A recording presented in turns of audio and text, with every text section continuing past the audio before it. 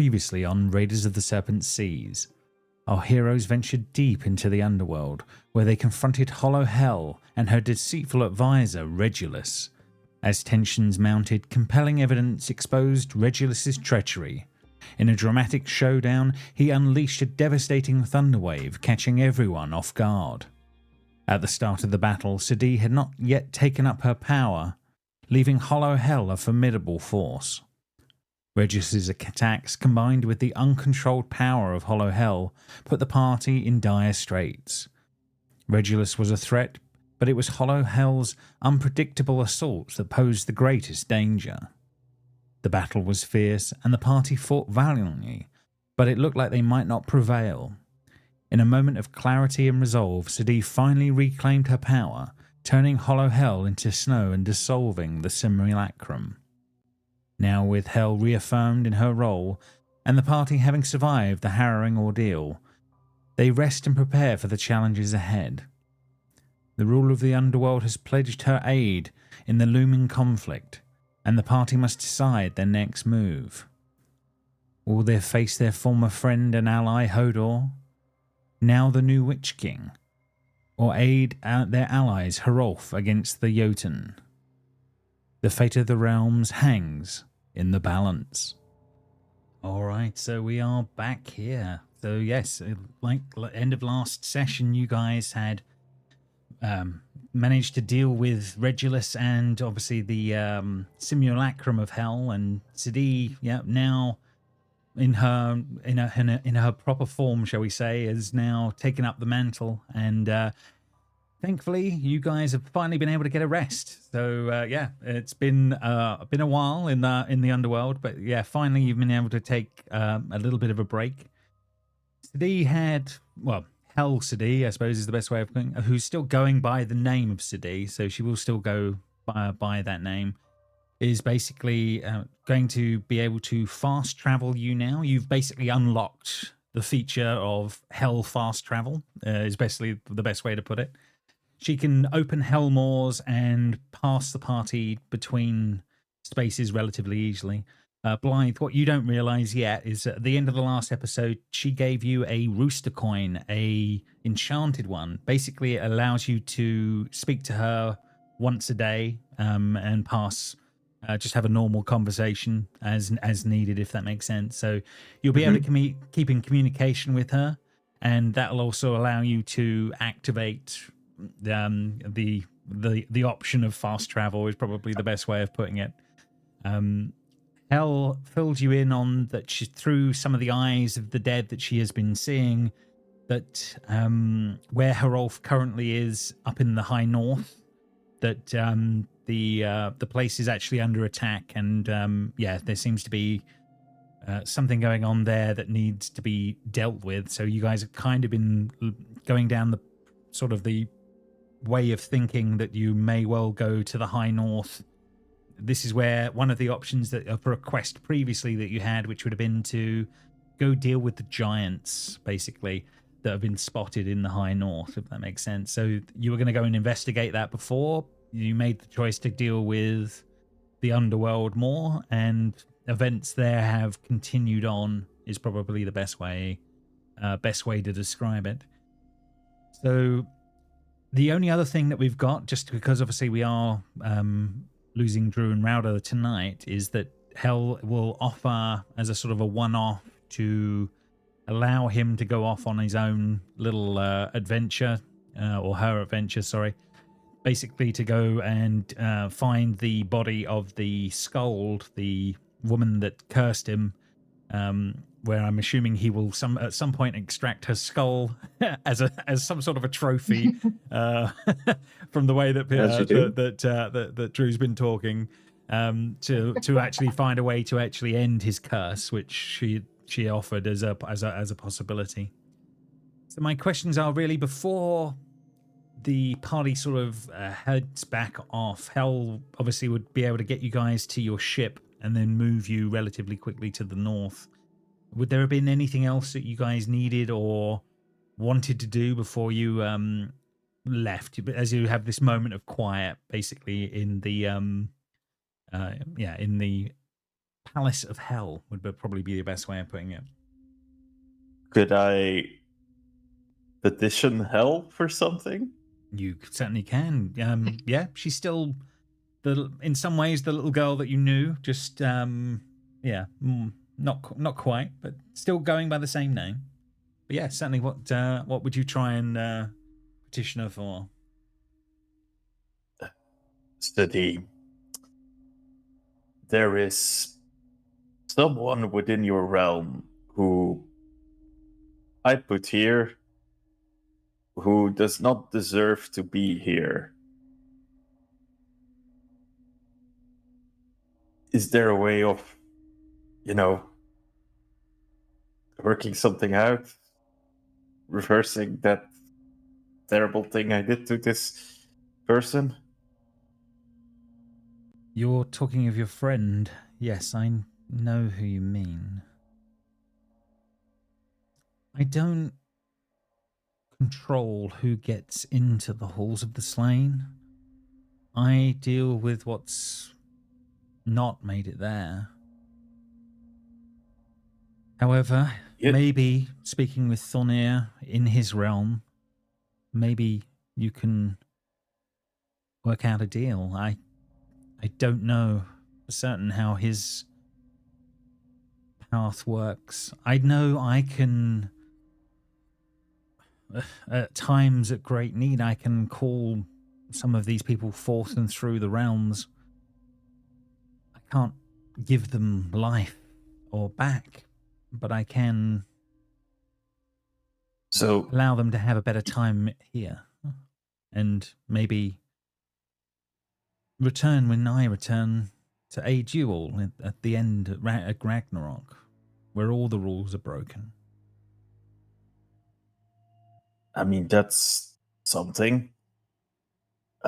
So you wouldn't be able to magic him back to life? I'm not sure if that's how it works. I am not a very magical person. Yeah, I don't control the weather, I suppose. I don't control life and death.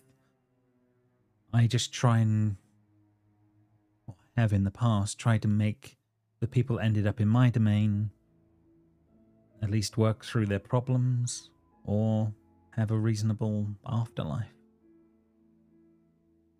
Now, my simulacrum wasn't doing the best at making that happen, but now I'm back. I'll make sure this place wasn't as bad as what you've seen down here. I can get it back to what it should be. Well, if you're able to give him a good time, I will have a word with this Tonir that you speak of. Yes, he is a good man. If he can do something, I'm sure he would. I will bow to your wisdom, ma'am. And she nods and smiles and says, "In the meantime, he'll do well. He seems to have a lot of fight left in him. Maybe he will join at the end. We will be called at some point, and now we will be allies to you when that time comes." I mean, it will be good to have him on our side once again. He used to be a good friend to me, so he always will be. She smiles. And it's awkward with the half skeleton face, but she does. And there's one more thing. You or the previous you make this for us, and he will sort of take out the drawing that she made. Because I have that one. You do, yes, on that front. Yeah, I do think of you as family. I mean, that's awesome. I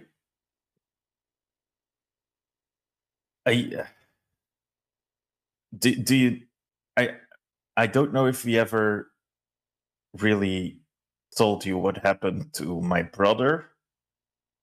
I know some of it, and may have a sense more of it than maybe even you do. Oh, I don't doubt it. I am in general not a very smart man.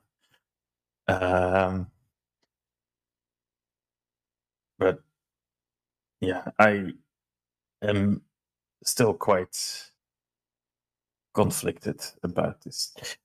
Do you want to keep this drawing? If not for anything to, keep us all in your memory. Thank you. And she does. She takes it and she looks at you and says, "My mother is very persuasive, very powerful. I don't know if your brother could have resisted if he wanted to, but it would have been very difficult. She is a master manipulator on so many levels." Oh, trust me, don't talk to me about master manipulator mothers. That just hits way too close to home for me. But yes, I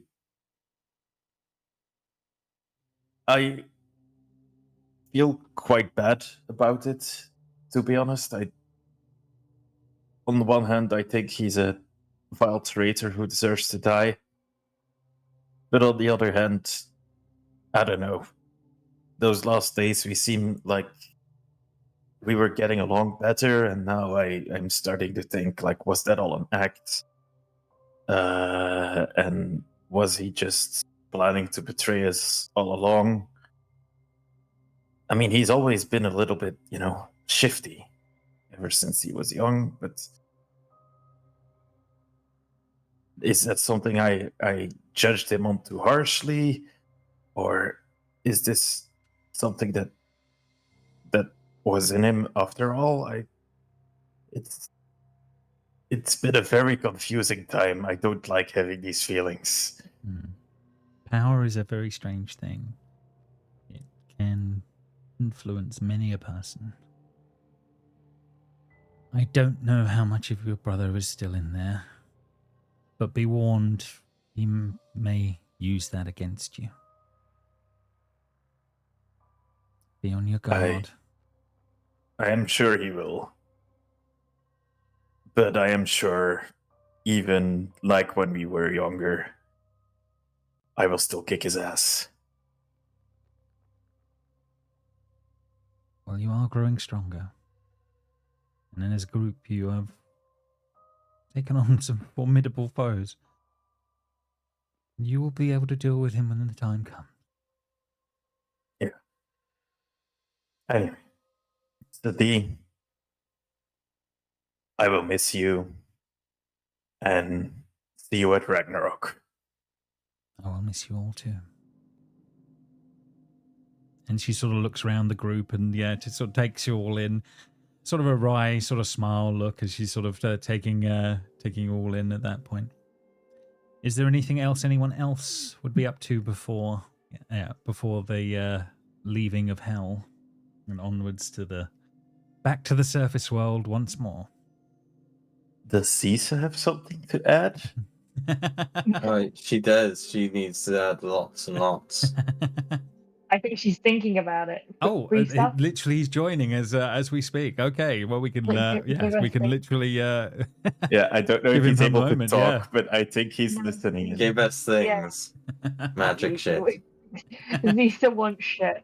She's doing grabby hands, not saying anything, just grabby hands. Fair enough. There have been a few items of worth that have been passed over. I'll have to dig out the list again, but there was a few different magic items. I'm not sure they were that overly useful to the group as is, but all right, they are in the party. They are in the party's sort of culmination. So yes, you do have all of that going on. Are they in Foundry here, or do I need to do we need to find them in the? Yeah, I'll have to dig it out. chats? It's like a dwarven thrower and a few other bits and bobs, but yeah, I don't think they were like directly useful to anyone in that respect straight off the bat. So yeah, we will see about figuring those back out and digging that out on that front.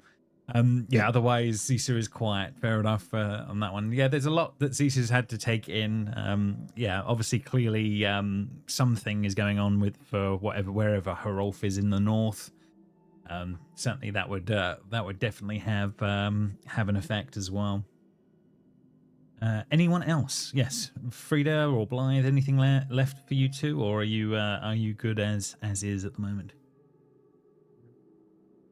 Blythe will just Yeah, go ahead, Jim. show his respects, and he would say something along the lines of, "You'll be greatly missed." Yeah, I know. she definitely definitely has a soft spot for you and for your wolf. I think that might even be the harder one, is your wolf wanting to actually split. Arwen is like snuggling up to her. I assume she's there. Absolutely, yeah. No worries. I think Frida would have had a off-camera conversation. I think we talked about it last week, yes, James. fair enough. About Thonia, and she would have asked for a specific favor, which we've already dealt with. So. No problem. Yeah, we can leave that one to the to the secrets for now. But yes, all of that has happened without any problems. So yeah, the next morning does eventually arrive. You are ushered slowly back through the underworld, back towards roughly where you came back in. The Hellmoor that you originally came through is still there. You make your way back to the surface, and finally, after all of this, reunited with your crew, who have been definitely been waiting for quite a while. On the I would outside. definitely ask how long it's been, because we have no idea. No, that is absolutely true. Yeah. Do you want to roll a d10 and find out? No, I don't know. Jamie can. He hasn't rolled. Sure. 10 years. Oh, 10 12. whole Hang years. on. 20. Oh my Anyways. god. They've been very worried for 10 full days. So yeah, it has been longer than you realize on this the is surface. Conrad's D20 all over again. 20 days. But yes, They definitely just left us, right? No one would wait around for us for 10 days. Well, We are the chosen. they are your crew. Yeah, they definitely know the score on this stuff. So yeah, they've definitely been okay and have been waiting. We would have asked if we could destroy the ship of nails as well, just if she can destroy it. She's that one's interesting. That one goes back and forth for a while. She basically says that if you do want that destroyed, she would do it, but now it's almost partially built. It is a way that her group could aid at Ragnarok. That is not untrue. So it would be a way to sail and travel between the realms when the time came. So Then yes, it may not be a stay. great thing, but it already exists. Do you want to really get rid of it? She is she is taking a comment from you all, if that makes sense. I think we'll keep it with that. Loki is not happy about it. No, fair He enough. hates that shit with a passion. Fair enough. He thinks it's gross. Fair enough. But as a group, where do you guys fall out on it overall? Do you? Before we leave, Zisa apparently wants to ask the Tiefling how she feels about all this. Yeah, she's very, very conflicted as well in some ways. Finding out that the ship is actually real is in some ways validation.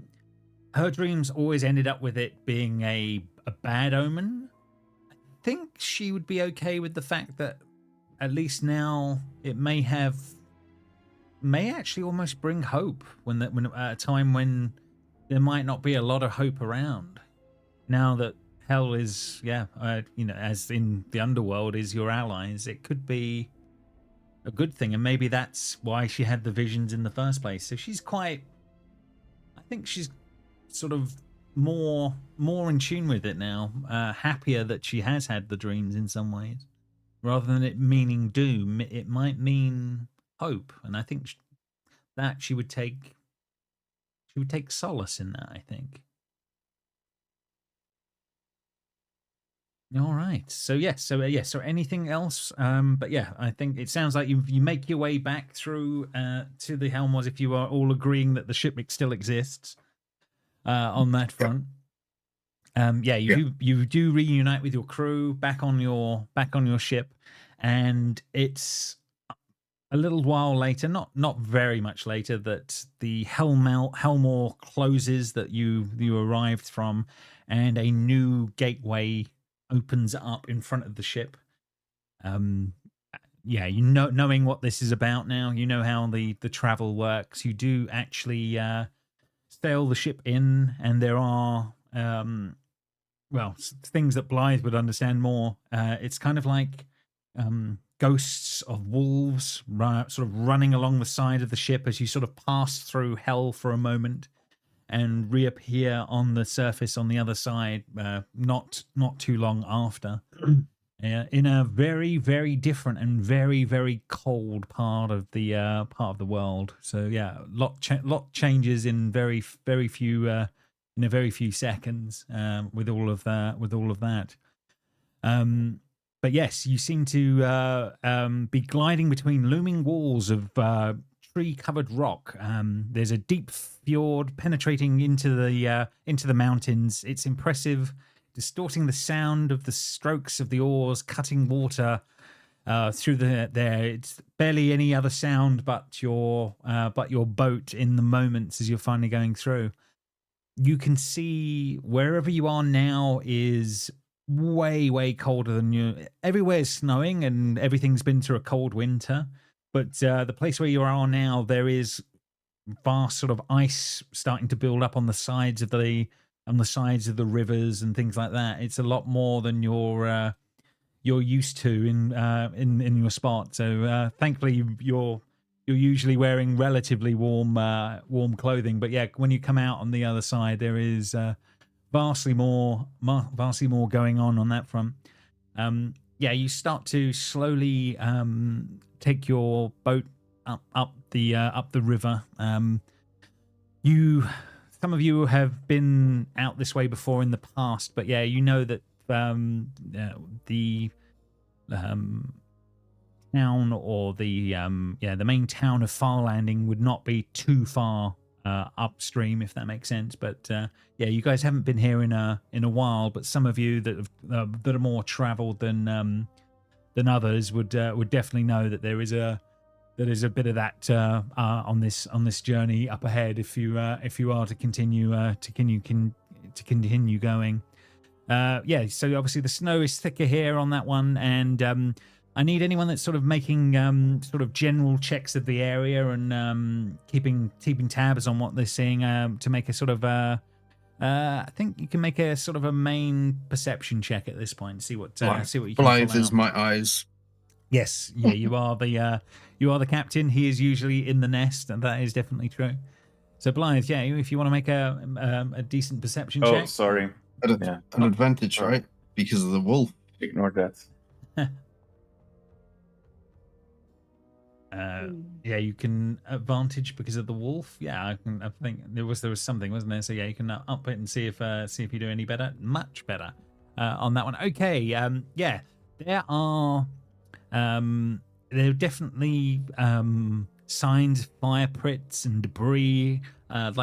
Some people have camped on the water's edge at different times in the relatively recent past as this is going on. You can definitely see that there is sort of thin ice starting to coat across most of the water here. So it's going to start getting to the point where it's going to get very heavy and block passage by river at some point.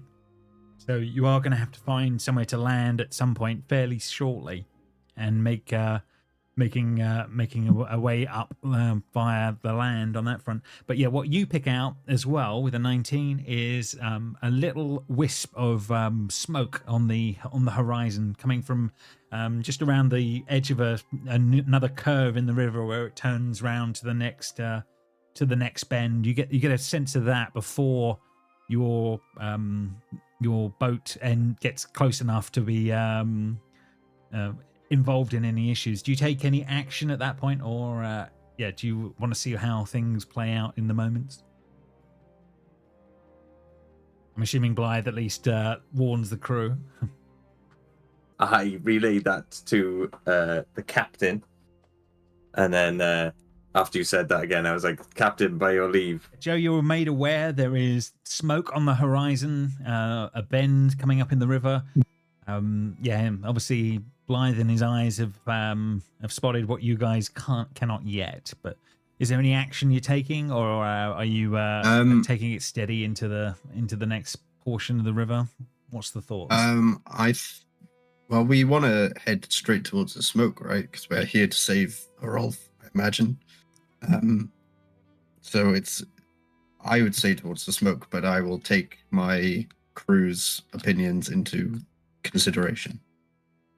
No worries. Yeah, if anyone's got any comment in that, or is Blokey okay with what's going on in the moment, or Blokey is not questioning anything. Blokey will do what he is told.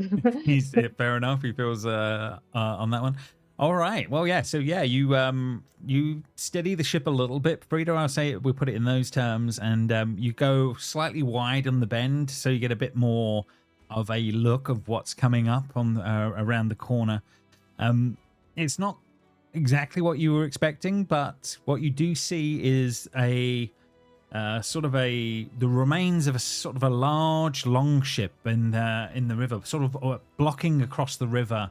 There, the water behind, because it's had a block of this ship for a while, has now iced over past this point, if that makes sense. But there was basically large amounts of wreckage of a very large longship, blocking the river going north. Probably, to your mind, a merchant ship of some description. But yeah, you're not much more you can make out from this distance. Badly burnt and badly done in. But yeah, you'll be able to pull your ship relatively close and at this point, and then this is blocking your path right now.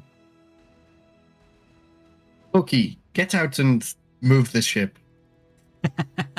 Blokey, in the moment, I mean, he's looking at an absolutely ginormous ship. 100 of you wouldn't be, or it wouldn't move it.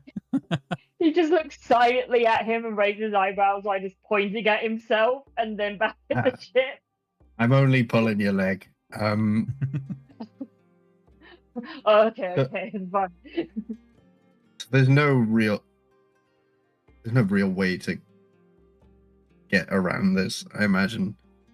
So we're gonna have to just pull up on the. Is there a coastline near us? Yeah, absolutely. Yeah, it's snow covered, and part of it is the river is literally frozen over. If that makes sense. But yeah, you can pull your ship in near this wreckage, if that makes sense, and see what you're dealing with, and kind of go from there. But yeah, it looks like at the moment, from what you can tell, without being able to move this or figure out something, it would be tough going upriver without actually disembarking. Yeah, we don't really have enough hip hand to tie a rope to it and try and heave-ho backwards, try and move it. No, but you do know you could, in theory, lift your ship and take it past this break. The only problem that you would have is that you don't know how far you've got to take your boat on foot, if that makes sense. So it would be a struggle, not impossible, but a struggle. And and whether or not there'll be any more river further up, it's tough to say. Well, James, you have sent away our barbarian, so that's a very Yeah. strong person gone. That is true. Yeah, you are slightly weaker than that on that front. But your entire crew are capable of moving the ship if you need to. It's I tough think- going. I know I am just a very, very stupid man, but can Caesar not magic this boat away, or can we like burn it or something, making it easier to displace, or is that not an option? Lisa Yes, would be able to know. yeah. I'll put it in the terms of I could cause more damage to this vessel, and with time, it would be possible for it to be moved out of the way. It would take many hours, but it would be possible. And that's as good an impression as you're getting out of me. I could, but I'm not going to. I have full confidence in Lisa that she can do it. I I stand by her through thick and thin, as if my life depended on it. Loki's in the background just goes whoosh, as he says that. hang on. I have an idea, but Yeah, I need these to are read the something. times for ideas. It's not a problem.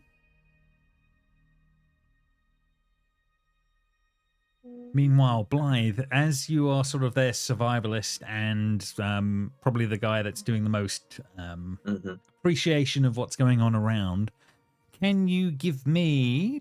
What are we going to go for in this time? Can you give me a wisdom survival check, please, and see what you can find? Cool. Oh.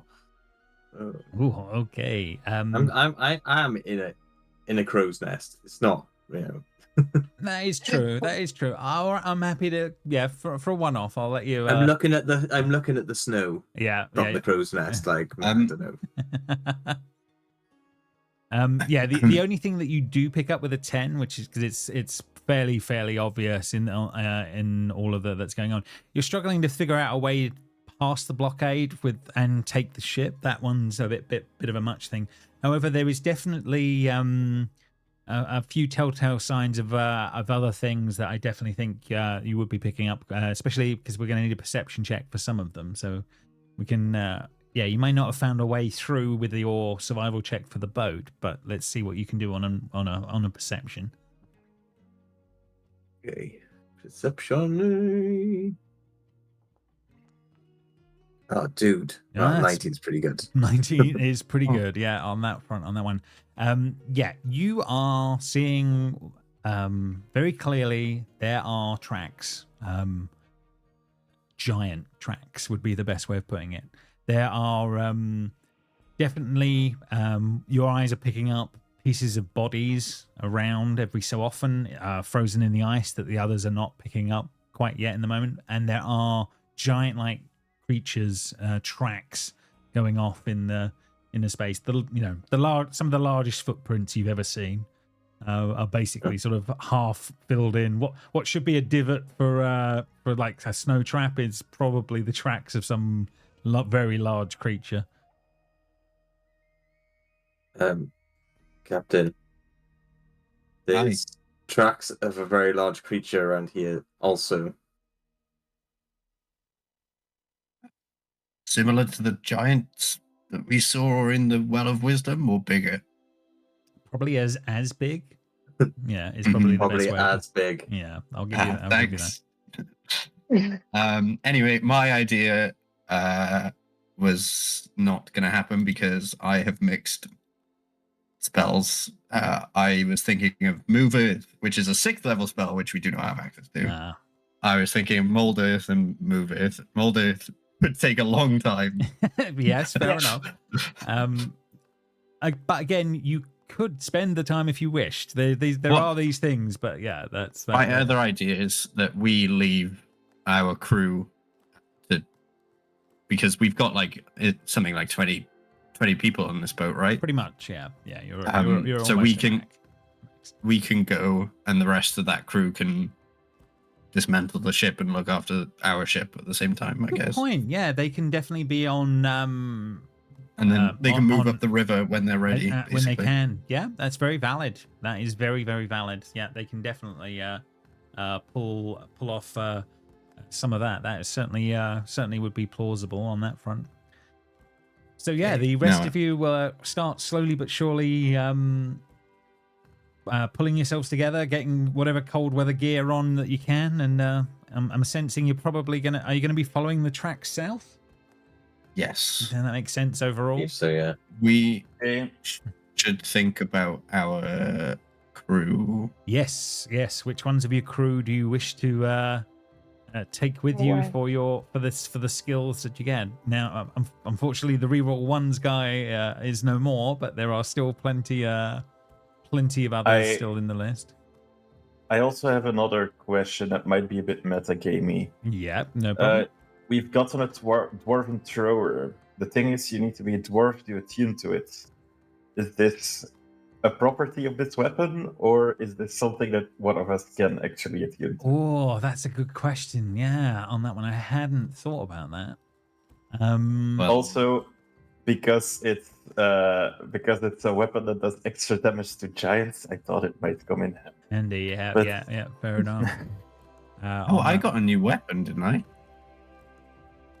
I seem to think I gave Raudor a weapon of mine and got a new weapon. You Yeah, did. I do have memory of that. Yeah. What was Yeah. that one all about? We'll have to look why don't back. you just open up the other game and have a look?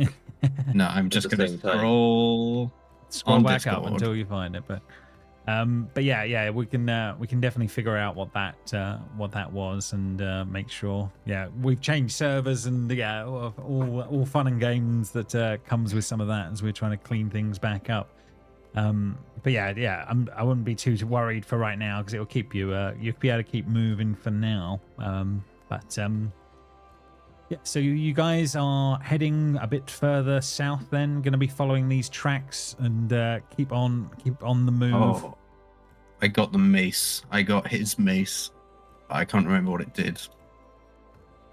I got It can cast Thunderwave extra. That's what its extra one thing is. So I can't remember if it's as a bonus action or as an action. You can. I think it was a +2 with Thunderwave as a bonus action. That's completely off memory because I wouldn't give away my sword if it wasn't more than more than one. +1. We'll double check, but we'll call it that for now, and then we'll work out what actually. Yes, the dwarven throw would be pretty cool. That is a pretty cool weapon. Maybe if someone has dwarf in their bloodline somewhere, like a great uncle or something. I have. Well, blind side out as a dwarf. Does that help? Yeah, I will say that there was your grandfather. Well, yeah, we can figure some of that out on that one. Can anyone even wield a warhammer apart from me? I can. I'm pretty sure. You I'm can. pretty sure. What? I can. I started as a fighter, so I can. Oh yeah, of course you did. I Yeah. think you're getting the strengths from the Wednesday game mixed up with the Friday game. True. I'm pretty sure Router can too. Yeah, but Rowder's got other things going on, so it's okay. Yeah. Raudor doesn't want anything apart from an axe. He doesn't even want my Me and +1 Lisa. sword. Me and Zisa are the only ones that can't, I think. No, fair enough. Well, we'll cross that bridge at some point, and we'll figure that out. We'll work on that one. Do we have a list of the ship people? Yes, I'll send it again. Yeah, it is pinned, I think, somewhere. Yeah, hidden away, but it is pinned. So yeah, the crew actions will come through. So yeah, you need to pick your 3 that you're gonna take with you, and then obviously the rest of the crew will stay and try and dismantle this mess of a ship and get your one moved through. Hopefully they'll catch up with time. I think Fearcat and Scold. Scold, that's no problem. We got Scold here, and we can have Fearcat as well. No problem.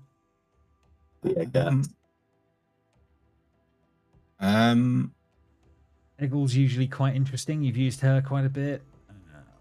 Yeah, I'm thinking of more fjord because I feel like these giants would have set traps for people like us trying to come and save the other people. Fair enough. And Blokey will have some fun.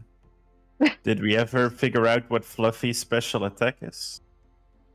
I don't think you have. Well, Did I we? think it might be on the sheet actually. I don't know if is it hidden enough. I'll It double just check. says Fluffy makes a special attack. No, yeah, you haven't had the privilege yet of that.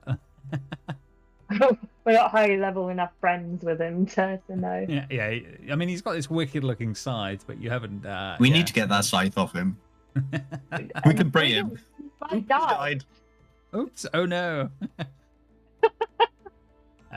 So yeah. Sorry. Yeah. So is it going to be him or is it going to be Fjord for tonight? So we have. Who do we have? Eggle? You could have Eggle, yeah, or you could have Fjord, or you could have Toki, Madresh, yeah, all manner of them is plausible. And Frode, Fluffy as well, in theory. Bearcat has quite a lot of good options. That's why Bearcat is pretty good, yeah.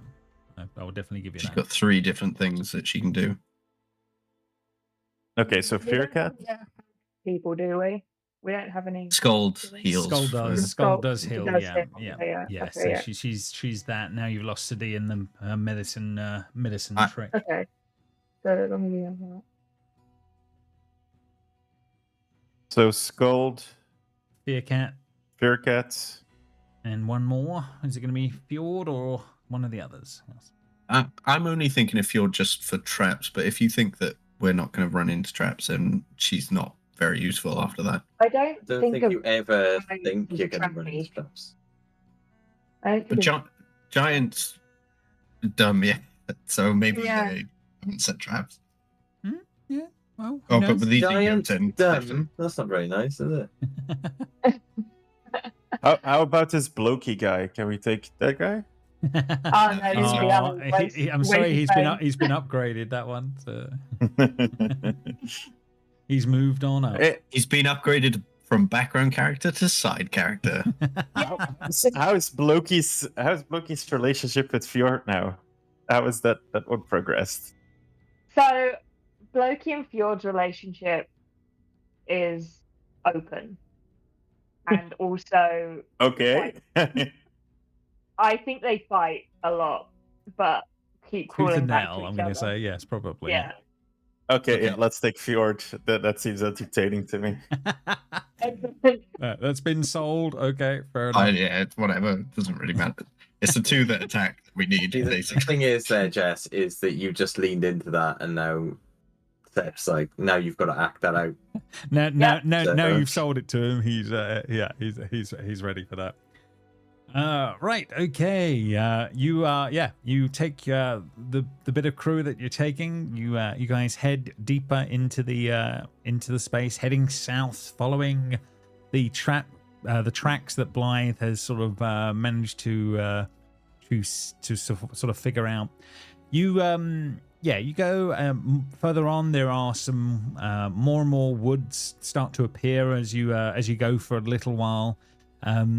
The tracks eventually lead you not too long into a sort of an area where you sort of see like 3 large corpses, tall folk type corpses that are literally hanging, nailed to 3 redwood trees. So these are giant people, not giants, but large, tall folk, large folk.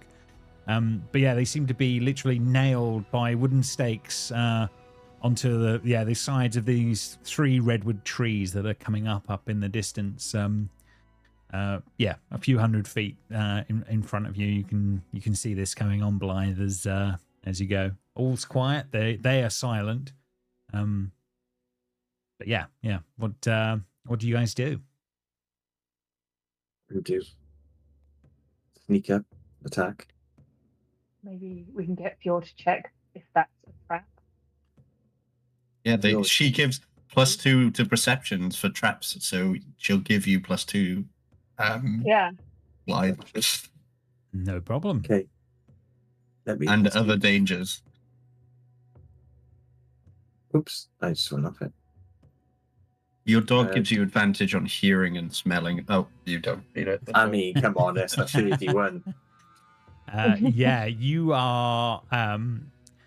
The tall folk are not the problem. They are obviously they're staked and pinned up, but hiding in amongst the bits. Yeah, you are perceiving that there are 3 giant folk hiding in amongst the trees, and yeah, they're obviously planning a sort of an ambush. They've obviously clocked you guys, but obviously they're not aware that you know. Oh. They know, if that makes sense, right now that they exist, that you exist, but they are, yeah, huge compared to you.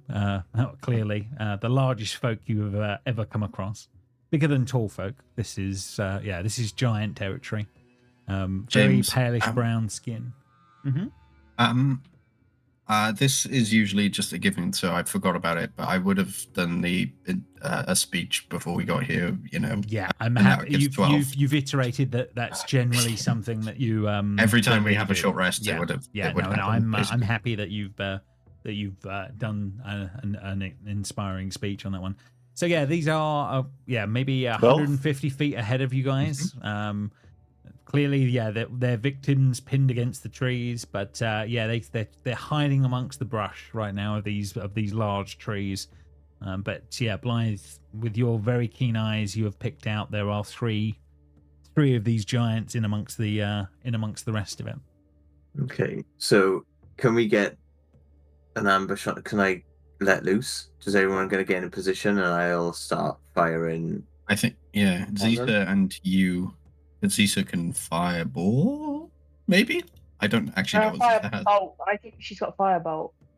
Yeah, so witch bolt at least. This is all a bit wishy-washy as in distances, because you are you're 150 feet out. But let me bring you in some tokens. Sorry, I deleted them the wrong way. Maybe you should then. 150 foot, you can wail on them for quite a while until they get here. Do we want a distraction? Because I can disguise. I mean, they haven't clocked. I'll scoot around, you, right? But they haven't. They aren't aware that you know they know. If that makes sense. All right. Okay. So if I went around, if I went around to try and cause distraction, it didn't really seem worth it. So let's just go for it, shall we? Also, if you cause a distraction, they might run towards you, which, if you're alone, might not. That's what I was hoping. Be a bad idea. I was hoping to do that, but if they've already clocked us and I go round to the side, they're gonna know where everyone is anyway.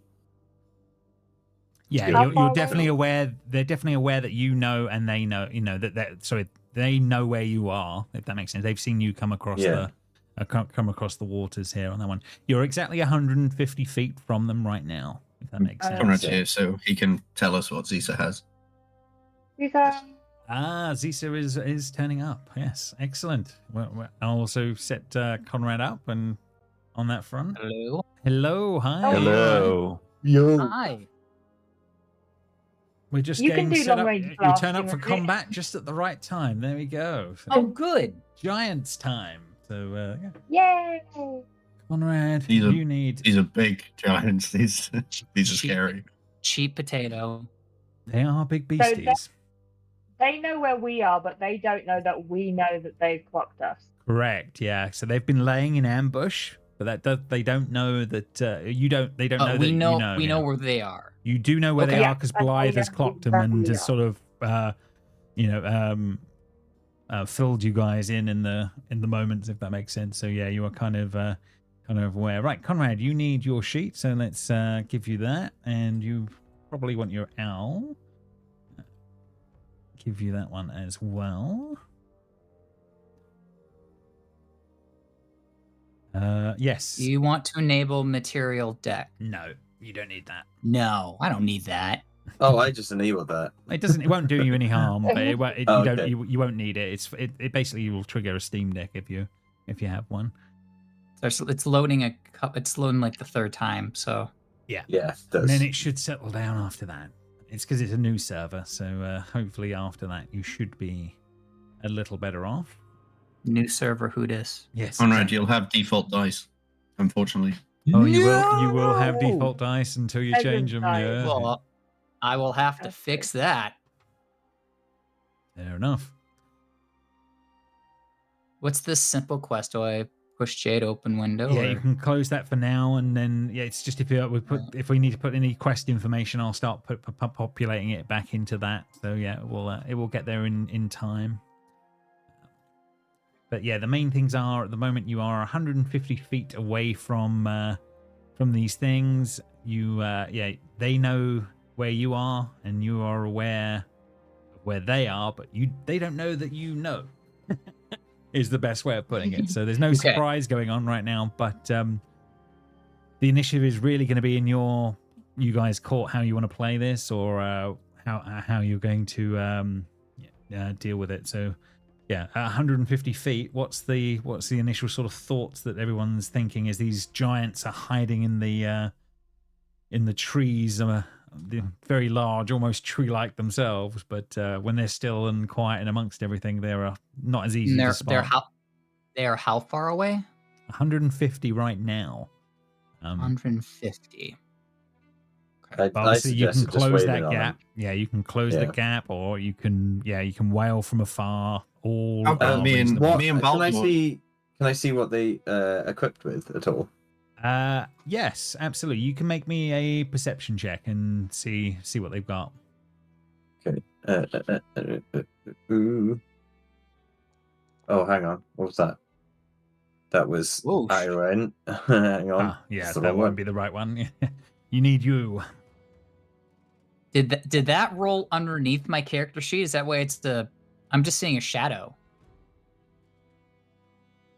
You're just seeing a shadow of a dice, or yeah. Oh. If your resolution for the game is too low, some of the dice effects don't show are up. Too high. They're too high a res.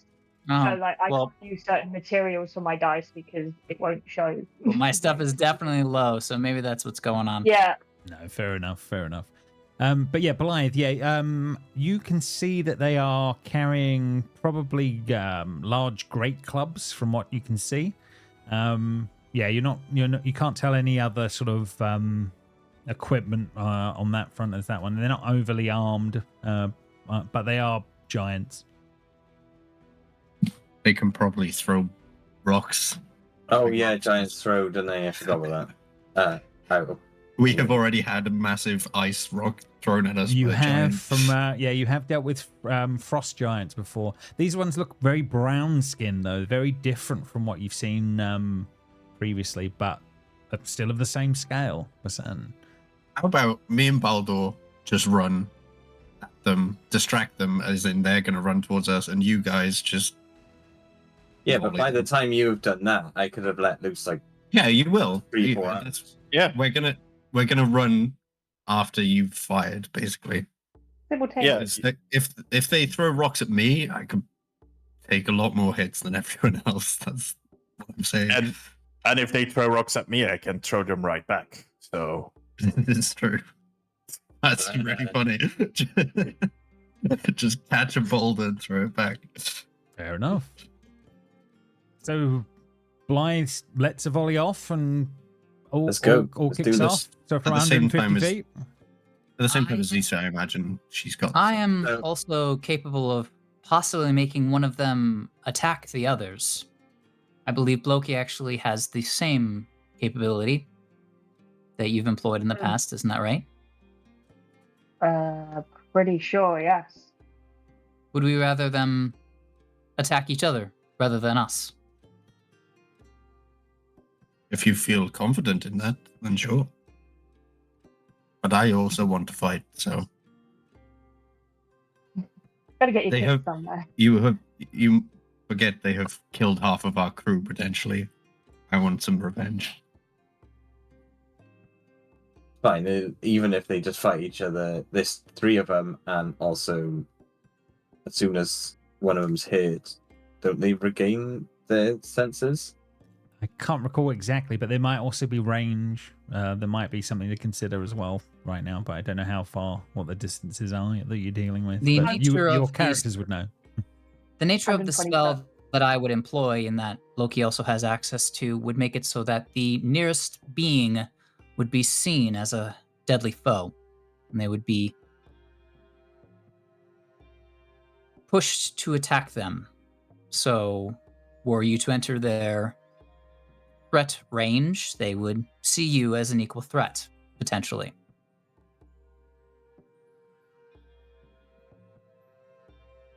So if I just pick the one on the right, then you two do the other thing, and let's just go for it, shall we? Yes. No problem. Yeah. I'm. Do your volleys and go for it. No, I'm not. I was going to cast a second level spell, but I do not want to. Loki, would you like to be the one to cast, or would you rather it be me, as we have the same capability? I trust you to do it pretty well. As you say. I thought And, you were both doing it. I mean, one of us can do it or the other one can do it. I don't really think we both have to. Maybe if I biff it, you know, he can. But I guess Zisa would close the 20 feet that she would need to get within 120 feet to be able to cast the spell. No problem. So And she goes a little ahead. That's fine. Yeah. So she'll do that. And then as this is pointed out to me, I will have to... Wait, did we know that we were coming here today? You knew you were going to go where Hrolf was, and it was under attack. You knew that much, definitely. Zin. Okay, then I would say that she would already have this prepared instead of me having to use one of my abilities to prepare it. If that's okay, James. Yeah, no, that's fine. And then, she will cast Enemies Bound on the center one. Okay, so you can cast that. Blythe, you can take your shot at the other one, and then we'll roll some bits. Intelligence saving throws, or let's see how this middle one's going to do. Blythe, you would get a D4. I don't know if it's it's attaching to your dog, but my aura's on going on you. Are you not an ally anymore? I feel like I am. Before I shoot, though, I'm going to cast something. If you're taking the time to cast and I'm doing this at the same time, then you will see the middle giant react to what I just did. So I waited for you, and then you're not going to wait for me. That's fine. You never wait for me. That's why I firebomb you, because you always get in the way. Yeah, you firebombed me once, which was stupid, but never mind. Oh, well. The bitterness. Oh my god. Right, so yes, you can roll some initiative and get yourselves in that order. But Blythe, sorry, you did roll your attack. A 26 definitely hits, and they also gets a D6 fire damage too, and an extra D6 fire on top. Oh, okay, they do not like any of that going on. But yes, so that all kicks off in the moment. Baldur just needs to roll some initiative, and then we shall kick the order off. Blythe, you are going to be quick as anything, so that is all good. I really like how everyone's like, oh, wizards and casters go first because they can really dictate the battles, and then I always roll low initiative without fail. You have rolled the low initiative, that's definitely true. However, your spell did go off, so yeah, swings and roundabouts here. Right, okay, as that is going, we shall begin the combat. As the first shots are taken, the giants are aware of what's going on in the moments here, and Blythe, you are quick as anything. First volley of arrow went off, and then it's into your turn. Cool. I'm just trying to see a minute if God, I can't find this bloody mount stuff. It's half your movement. No. I don't need to move. I mean, I probably will move. But what I'm trying to find out is but to mount it is half your movement to mount. That's what I was trying to say. No, what the? It's another benefit, is there, that you're thinking of? Yes, it's the advantage one. I can't think or. Oh, combat assist. Yeah, is that only for when I'm next to it though? It can give you the help action to help in combat. If you hit, your wolf may use its reaction to bite a target. But right, okay. So I can just use it now. Yeah. Oh shit! I've just closed everything down. No worries. Right. Okay. So the first one will be at advantage. No problem. Which I don't think matters anyway. So you're targeting the one at the far end, are you, or is it the one? Oh, this one closer. Okay, no problem. And it also gets the D6 fire damage. Another 4 on top. It will take all of that. And then just a regular roll. No problem. And then an extra 2d6 fire damage. Very nice. So yeah, this guy goes from looking good to looking absolutely terrible. Very, very quickly there on that one. Yeah, you've definitely got his attention, Blythe, in the moment. Yeah, I'll just go a bit further forward. Or if I can, I'd like to go behind the tree for some cover, maybe. You're kind of on an icy river lake right now. Oh, right, yeah. I can just see the trees in front of me, but I think we're on this. They're where your enemy are up on that one. So yeah, it's a bit wishy-washy because it's not a battle map as per se. But yeah, you're on the lake. I'll just try and I'll try and stay close to Frida for now. Okay, no problem. Right, first of the giants, it is the one that you've attacked. So as far as people and positioning is going, Frida and Blythe are next to each other. I'm assuming that's true. The rest of you are roughly spread out as we see here, or do you think anyone else would be near those two in the moments? I know Zisa has definitely moved forward, but this is more sort of for positioning right now. Where do the others think they would be slightly spaced, or do they think they would be close?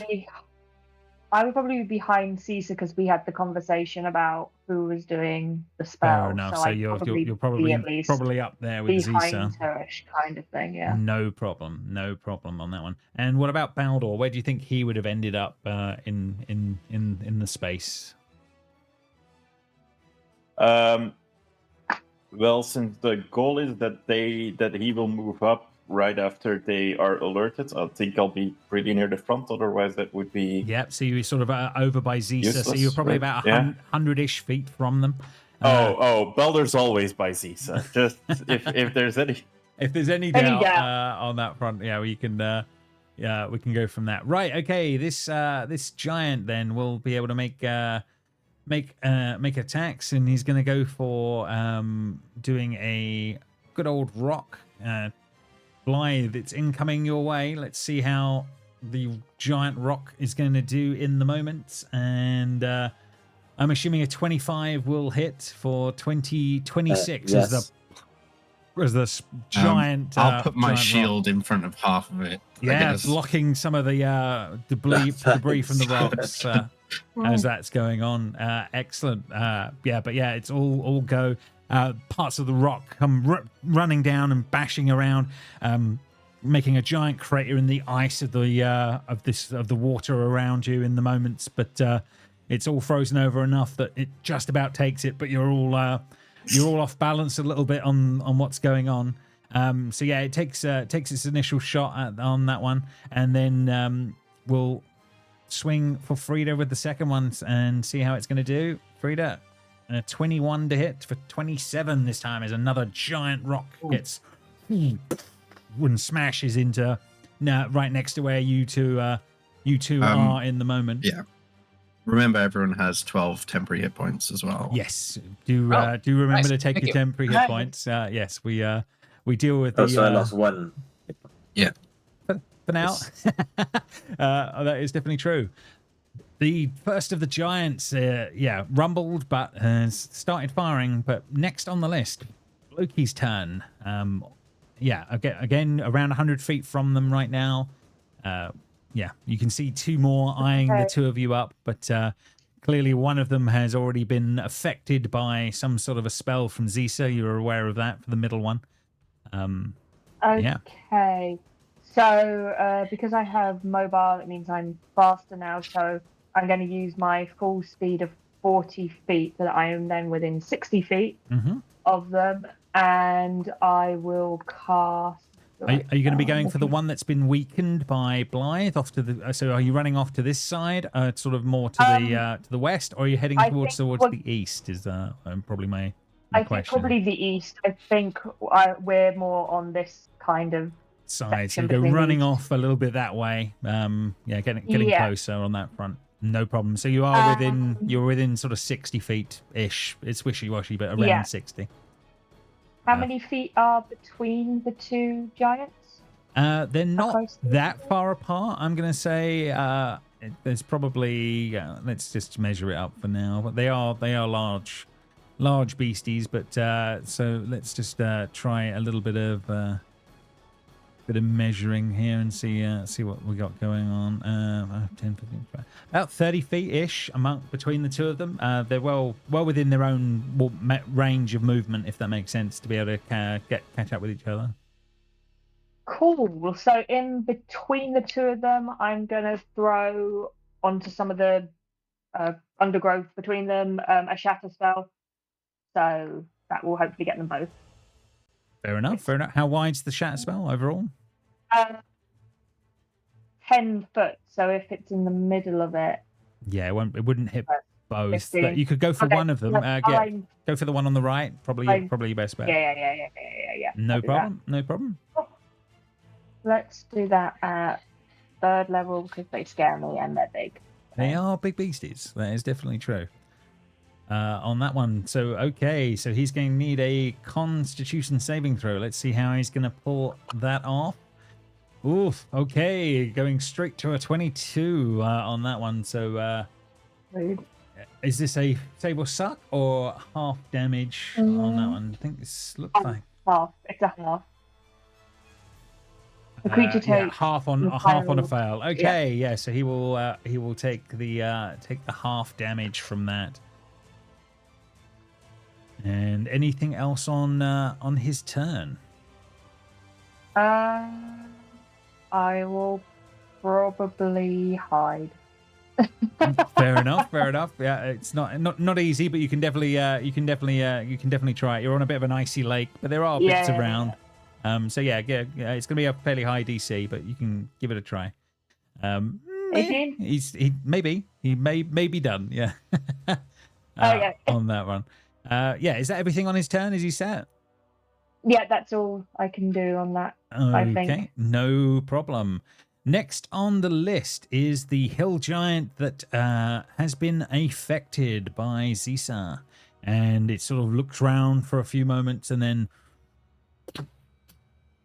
as it runs up to this other one and lets out a roar in the moments and yells, and will try and bring down a giant club on its own friend in the moment here. So let's see how it's going to do with that on that one. Oh, okay, a 14 will hit. Yeah, they're big, but they're not high AC. So yeah, just like smack with the first club hit, and then a second one comes flying in, and a second large hit.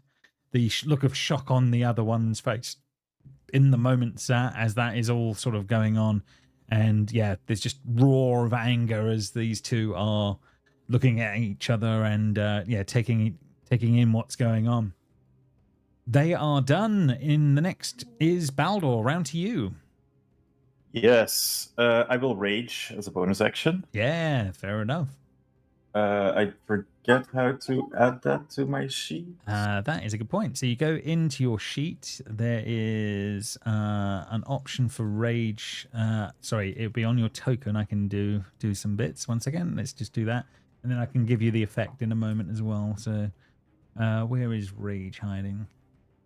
Raging. Okay, so that'll give you a bit of rage. Does that then give you the effect? Let's have a quick look as we remember how this does. So yeah, we can drag that onto your sheet. Yeah, so it gets applied. So then your sheet... It doesn't give me the extra damage. It will do when I pull the effect onto your sheet. So let's just drag that rage onto there. Apply to selected tokens. That should do it in a second. Where are you? Yeah, you're already selected. There we go. Right, so you've now got an effect that's on there for rage. Yeah. So then now that will affect. So what are you doing? You've raged. You're about 100 feet from these guys right now. But what are you doing? I run up to them. I dash. So double move. No problem. No problem. I think. So right up in this first one's grill, or to the second one? Oh, for some reason I have a 60 feet walking speed, so I do get up to them. Oh, okay. I don't know where that came from. Yeah. There's got to be something going on that's adding to you, but we'll figure it out. So you're making up to the one that's not been affected. Don't know what. Yeah, I honestly don't know where that came from because I don't think that's correct. But no, we'll figure it out. For now, for this sort of cinematic, he goes. Yeah, but I get there. I will action search because I can't do that now. Yeah, don't forget to target, and then you can wail away. And I will start hitting stuff. No problem. 27 for 9. That will absolutely hit. Yes, and I will add some kind of damage to this. Give me a second because it. Which one do I want? More choices. That's the one I need. So then I need to go into order. This one. So it is a plus, right, for order? I think so. So the we monk will being go crazy with, as it is in this game, yes. Yeah, we won't go with cold damage, so we will go with radiant damage. Okay, gonna be 1d4 extra. Extra radiant. Okay, no problem. Another 2 on top. Okay, yeah, it will take second that. Attack. Oh, yeah, no, 1's not going to cut it this time. I will re-roll that because I have changed the fate of some description, didn't you? Yeah, it's in balance. You may re-roll any die and decide which result you will use, and since I'm at +1, I can still use that. So I will re-roll that. Sorry that this is complicated. That's okay. We're trying to get in the thing. Oh, again, double ones as that's going on. Yeah, just in his moment, he's not focused enough, and yeah, he does not pull that off. That's fine. I'm raging. I'm attacking. I'm fine. Yeah, fair Let's enough. go. Fair enough. Zisa, round to you then. Next on the list. Zisa just says, Balder, you've made yourself a target for the being underneath my sway. That was unwise. And then she's just going to look at this one over here and firebolt. Fair enough. And 19 will hit. So, sorry, you're going for the one on the far side on the other side. Yep, no problem. Yes. So yeah, it will take all of that as the blast hits. Anything else from Zisa in the moment? Is this my little owl? It is around. Yeah, I've assumed that you recast it. Yeah, I would. I absolutely would have. Thank you. That's no problem. It's. Can I say it came up with me or? Yeah, this is wishy-washy as a thing. So yeah, you can whatever cinematically makes it work for you. Yeah, it's not a true battle map kind of. Yeah, scenario. I think owls have a 40 fly speed. So we'll say that it's on its way like to here, like it's basically in between me and the other thing there, and it'll go and harry this one in the future. No. Until problem. then, Zisa will just step back to take herself, a little farther away. We'll say that's it for me. No problem. No problem. Frida, you shielded yourself and Blythe in the moment, taking the rocks and taking the hits. What's Frida up to after that?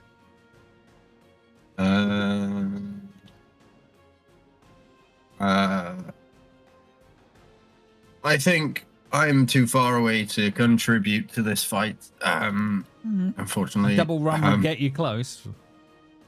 I'm 120. Double run would get me 60. So okay, I have no range weapons either. Couple of oh god, okay, yeah.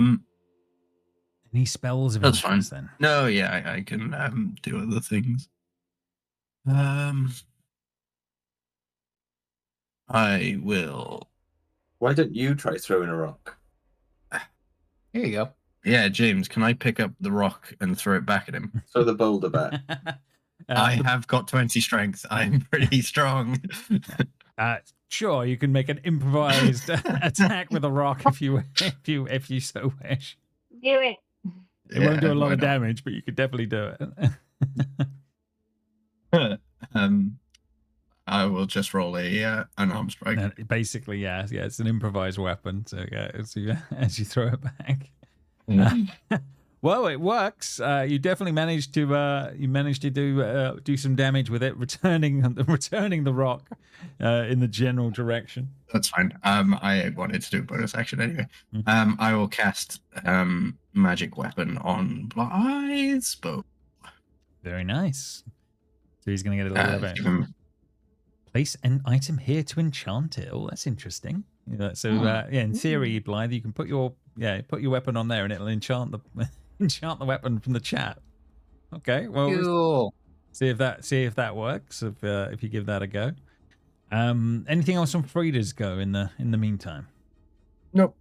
Okay. No. Yeah. No. Good. Okie dokie. Right. Last of these guys on this one. He's going to have to take a swipe at the guy that's been hitting him. Otherwise, he's going to be in shtick. So yeah, he's going to be like roaring in with anger anyway. So he's going to great club him and see how he does. So 14 for 21 damage against his colleague.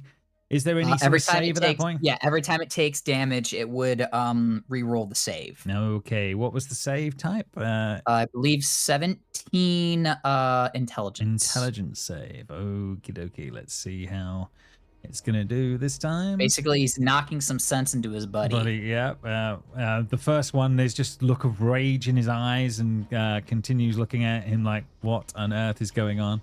And so he's going to give him another smack around the head and see how he does for 19. Oof. So a big old hit, and then we'll see if he does any better with his second one. Oh, it was an 18 for a moment, but turns into a 5. So they are battling it out in the moments as this is all going on.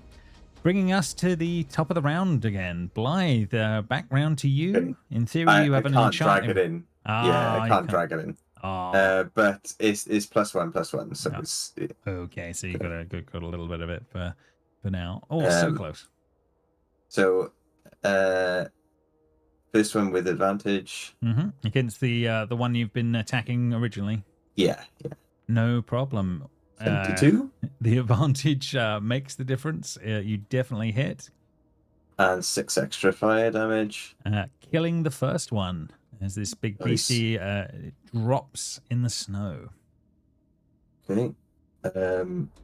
I've been targeting the one on the furthest right, mind. I don't know if that made any difference. Yeah, I've been assuming you've been dealing with the one nearest you, if that makes sense. But just the one that isn't under control, I guess. Yeah. You've been doing the one that's not been under control. That you started volleying initially is what I've been counting. And then the other one now. No problem. 19. 19 for 16 will definitely hit. 17. 17, sorry, yeah. Yes. 5. And 5 on top. Okay. How many is that now? 4 arrows, isn't it? Yep. It will take all of that. No problem. Anything else on Blythe's turn? I will just move up. I'd say 30 feet because of a stick near Frida. No problem. We can say a bit of that's been going on. No problem. Blokey, next on the list. Oh, we can't hear you, Jess. So the one that is on the enemy is defounded. Yep, on the right. Yeah. Let's try mine. Let's give that a go. Let's do this. Let's psychic lance him. Okay, psychic lancing, intelligence saving throws, not their strongest suit, but is he going to roll well and survive? Oh no! He will not on that one. So he's going to take 25 damage here. Oof. Okay. And he's incapacitated. And he's incapacitated. Oh my god, that is. So the start of next turn. Yeah, but that's still pretty damn good. Incapacitated is not insignificant, shall we say? So, wow, Yeah. Good shot, Loki. Proving his worth in the moment. And is he up to anything else as that's going on? Let's give Boulder a bardic inspiration, just because of where he is. Let's give him that. No problem. No problem. Next on the list then will be the Hill Giant. The wording on your spell, does it say about whether the things are a threat? At random. At random, okay. So because Balder decided to run up like a dummy and put himself there, he now has a 50-50 chance of getting wailed on. That's okay. So a 1 and a 2 will be a giant. The 3 and a 4 would be Baldur here. So let's see how that's going to go in this case. Baldur is going to getting away with it as this giant will take his first shot, and he's going to hit his colleague once again with a great club. Massive hit to the side of the head, and I think that is going to be enough to kill that one, I believe. So that one has died.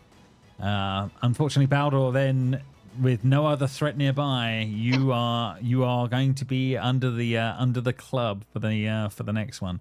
So incoming your way, giant club to the head, and it is going to be an 18 for 27. Was it smacks you across the side of the head? 18 will normally hit. Let me see if I can do something about this. Have you got anything to change the dynamic? Yes. I'm not sure. Yeah, this is good if you have. No,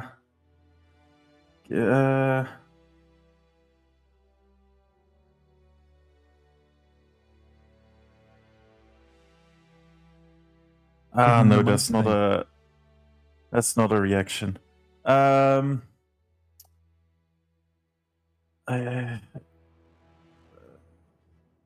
Give me a second. I have a lot going on here. Yeah, I can understand. You've got one of the more complicated ones, and you're going up in levels now. So yeah, look, we are getting to the higher stuff, and Raiders have got some very shall we say bonkers things. Okay, I'm not. Okay, no, I'll let it go through. It's fine. Okay. All right. So that second club will hit you there, and you get knocked. But it is officially your turn. Half right. It's definitely going to be bludgeoning. So yes, I think you're going to be halving that damage. Absolutely. Awesome. That level of barbarian was worth something. Let's start hitting this guy. Actually, go for it. Oh yeah, you definitely hit for that. 1d4 radiant again. Bit of on that. Okay, yeah, it will take that. And I will make this. I will spend a key point to make this a stunning strike as well. Oh, okay. See how you can do on a stun. Okay. 15. Constitution saves incoming. Let's see how he's going to do. A 14 will fail. Oh, that's huge. That is good stuff. Pun intended. Huge. So yeah, I will manhandle you, big boy, and and you do. As he sort of got a little woozy in the moment. I didn't select the thing, but that's okay. 17 will still hit. So for another 7 on top, as he sort of like starts to sort of go woozy on his feet for a moment, and then crack as another hit comes in from Baldur. Actually, this is advantage because he's stunned, right? Yeah, he is stunned. Yes, yeah. Can he make it a? Well, it's still a good one, but yes. Plus 1d4 fire this time. Okay, 1d4 fire. So another 1 on top. Okay, it takes all that. So he's sort of like lolling there out of it in the moment as you as you smack him. And then I will flurry of blows. It's a bonus action. Yeah, definitely hits. Another good strong hit. Okay, yes. No crits. Plus 1d4 radiant this time. Another 4. Not too shabby. And second flurry of blows. 19 for 10. That will definitely hit. Nice. Okay, so you got to do you got to change the damage to a critical. I think you can. There's a little die by the numbers. There's a little dice on the chat block, and if you click that, it will change double that. damage one? Just times 2. Yeah, you can do the damage, and it will change it to a critical for you. So you can do that. Yeah. Let's see. It doesn't. I can roll it for you from here. Let's see what it. Balder sustained a lingering injury. That's not. Yeah, we aren't playing with those yet on that one. So you're going to do 14 instead, which is very, very nice. So yeah, he will take all of that. Oh, I see what happened. I applied that damage to myself. That's Yeah, no. You don't need to do that. Yes, and then your radiant damage will be doubled as well. So you can do a bit of. I'll just roll twice. So you got 3. Or you can just do that times 2. It's well, times 2 will. Well, yeah, I'll have you roll it. Yeah, because it's quite important. And the 4's enough. Okay, so yeah, Baldur sort of like cracks this thing in the side of the ribs, or low down, and it stuns it, and crack, and then this thing just drops like a sack behind him as he sort of knocks. Can the last thing be like an uppercut, but like Baldur like crouches really low and then jumps like, I don't know, 10 feet into the air. Oh yeah, absolutely. Sort of heroic punch up on that one, cracking the jaw, dislocating the jaw in the moment. It just lolls and lands and crashes in the moment. All right. Well, with that combat done, I think we'll go and quickly grab a quick drink, and then we'll reconvene for the last part. So well done. So yes, as all of that is sort of cleared, and the giants have fallen to the ground, and you realize that you have survived yet another battle. Is there anything you guys like to do, or what's the thought process? There's still 3 bodies hanging from these trees of tall folk. There are obviously 3 bodies of giants that you have managed to take out in the moment as well. But what would you guys like to do? Baldur, do you need healing? Are you good? I honestly, it's a flesh wound. I can deal with this. It's fine. Meaning I have 1 HP missing because I had temporary hit points, so I'm okay. Mechanically, he's doing fine. Okay. Nice. I will spend 15 of my lay on hands for me. Fair enough. My goodness. Well, you only lost 1 HP as well. I did. Baldur, for future reference, and Frida and Router should know this as well, when Loki and I cast a spell as such, anything within reach of the target becomes a potential target. So maybe strafe to the other side of who you're attacking next time, instead of staying within reach of the person or thing that we have cast on. I mean, I want to try that, but just from personal experience, I know I am going to forget. A look of guilt coming across his face. You will be reminded as many times as Please. necessary. Please, I would love to be reminded of this. So like he's gonna come up to Boulder and whisper in his ear, "What hurt more, the boulder that hit you in the face, or the fact that your lady's disappointed in you?" Oof. Doesn't Boulder think that like Loki has some sort of weird flirtation going on with Zisa because Zisa sees Loki as like a fellow caster? So like this is just gonna exacerbate the issue.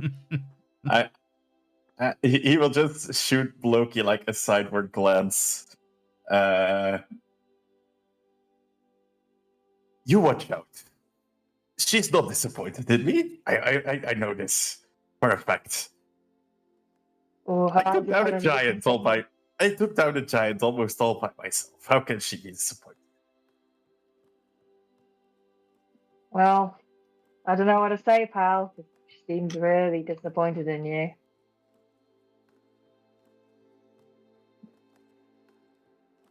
I think Zeus in the meantime is looking at these tall folk bodies. Have they been there a while or? Not too long. They're relatively fresh. On that one, you can make a medicine check. Let's see what you can figure out in the moments on that one. Yeah, not really. I mean, you're getting the fact that there's still some fresh blood from where they've been staked, if that makes sense. Them pinned up there, so they can't have been dead that long. But that's about as much as you're pulling off in the moments. Some of the others of you that are sort of taking a look at the giant bodies that are there. The last time you guys fought giants, they were deep blue-skinned creatures. They were the first that you'd ever seen, if that makes sense. But these ones are, deep dark brown skins and sort of slightly lighter toned skins. Very different from what you've fought before in that respect. However, the scale is bang on for what you've been dealing with. It's clearly giant. Since Zisa doesn't really track or know how to do the body stuff, at least from the role that I just did, she's just gonna start ritually casting detect magic while everyone else is doing whatever else they're doing. No problem. Anyone else got anything else they want to try dealing with? The weapons are ginormous. They're about the size of Baldur, but these clubs are hanging about. But other than that, they do look like they're in fairly stocky winter clothing, but not much more than that in the moment. If I've learned anything from Elden Ring, there is no weapon too big, and I wield this. You would really struggle on that one, on that front. Oh yeah, unfortunately, unless they're magical, they don't become smaller. But it's the size of you if you want to carry it around on your back. Yeah. Do they have anything on them, old wise, or anything? Not like that. When you start having valuable. A look, I mean the size of the skins that they've managed to cobble together to make their clothing is would make a fair few tents. It's that vast amount of fabric, if that makes sense. But other than that, no, it's very rudimentary on these guys. What else they've got going on? Have we got a bag of holding? Is this something that we have? I don't think so. No, I don't think you've gone that far. We haven't come across it. Like the magical stuff we've come across has been like a lot of weaponry, kind of. Yeah, there's been a lot of weapons definitely for so far on a magical front. I was gonna say maybe take some of those skins for tents, because this is very heavy snow, and if we have to rest, it's gonna be harder. Yeah, again, true. I mean, that is obviously another question to bear in mind. You've been traipsing for a few hours. Do you wish to take a short rest before moving on, or are you going to be trudging on to Farlanding? You know, you can't be too far away from it, if that makes sense. Mechanically, that fight did not take a lot out of Zisa at all. She would be fine with keeping going. As long as you're okay. Not a problem. So with time of the essence, then you guys will trudge on through the snows, following the lake, sort of the rivers up further.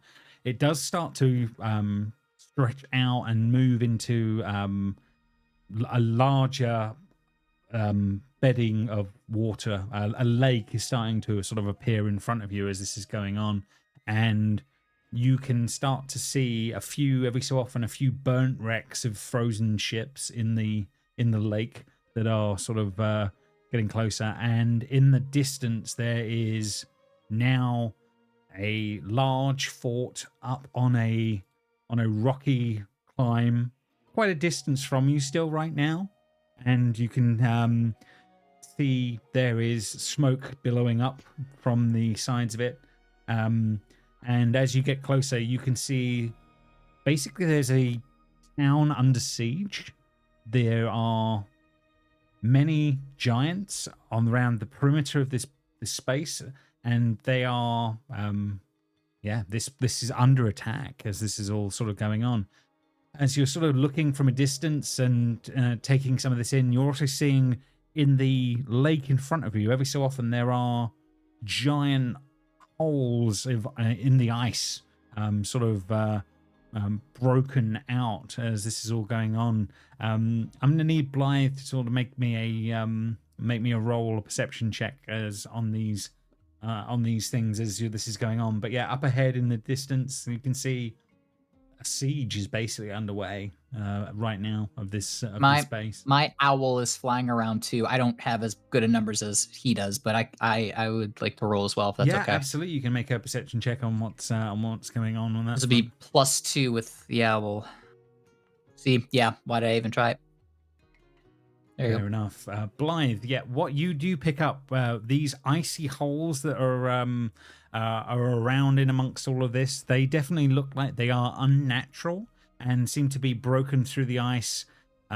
Large claw marks have been pulled. Something has been pulled and made these spaces and made these sort of giant breaks in the ice of the lake off in front of you as this is all sort of going on.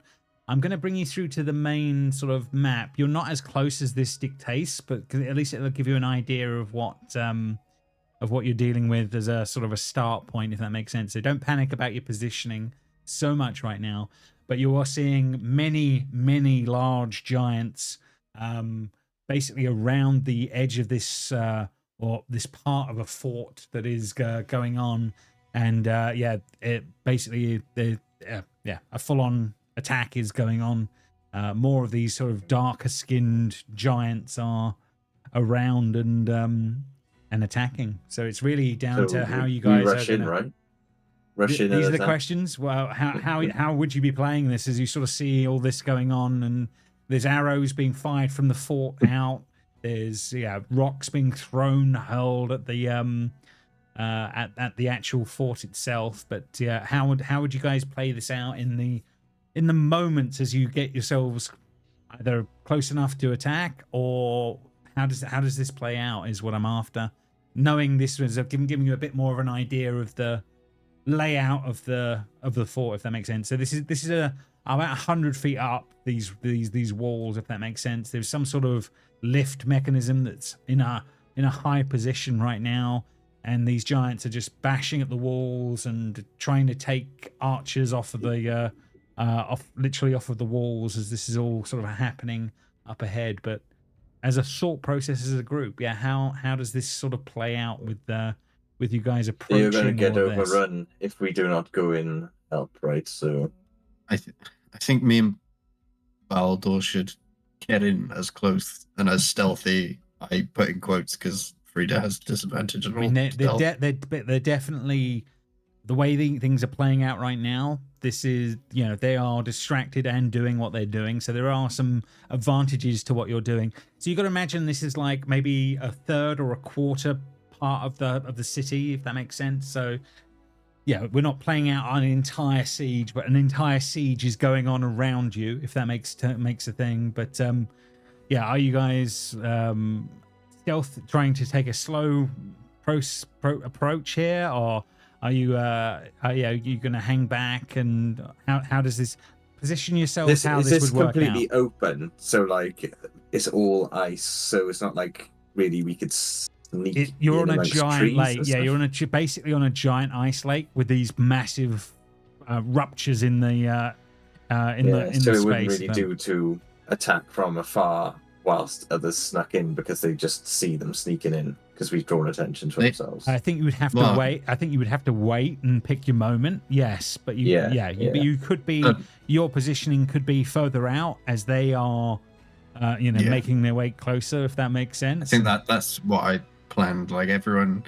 stay back apart from me and Baldur, and as soon as we get 30 feet-ish, then unload whatever you've got. No problem. So we did just use my spell to quite an advantage just now. Perhaps Loki and I could do that again strategically to the ones that are in between others and make them more targets for their allies, while the ones on the wall rain down more destruction, and while we attack from behind.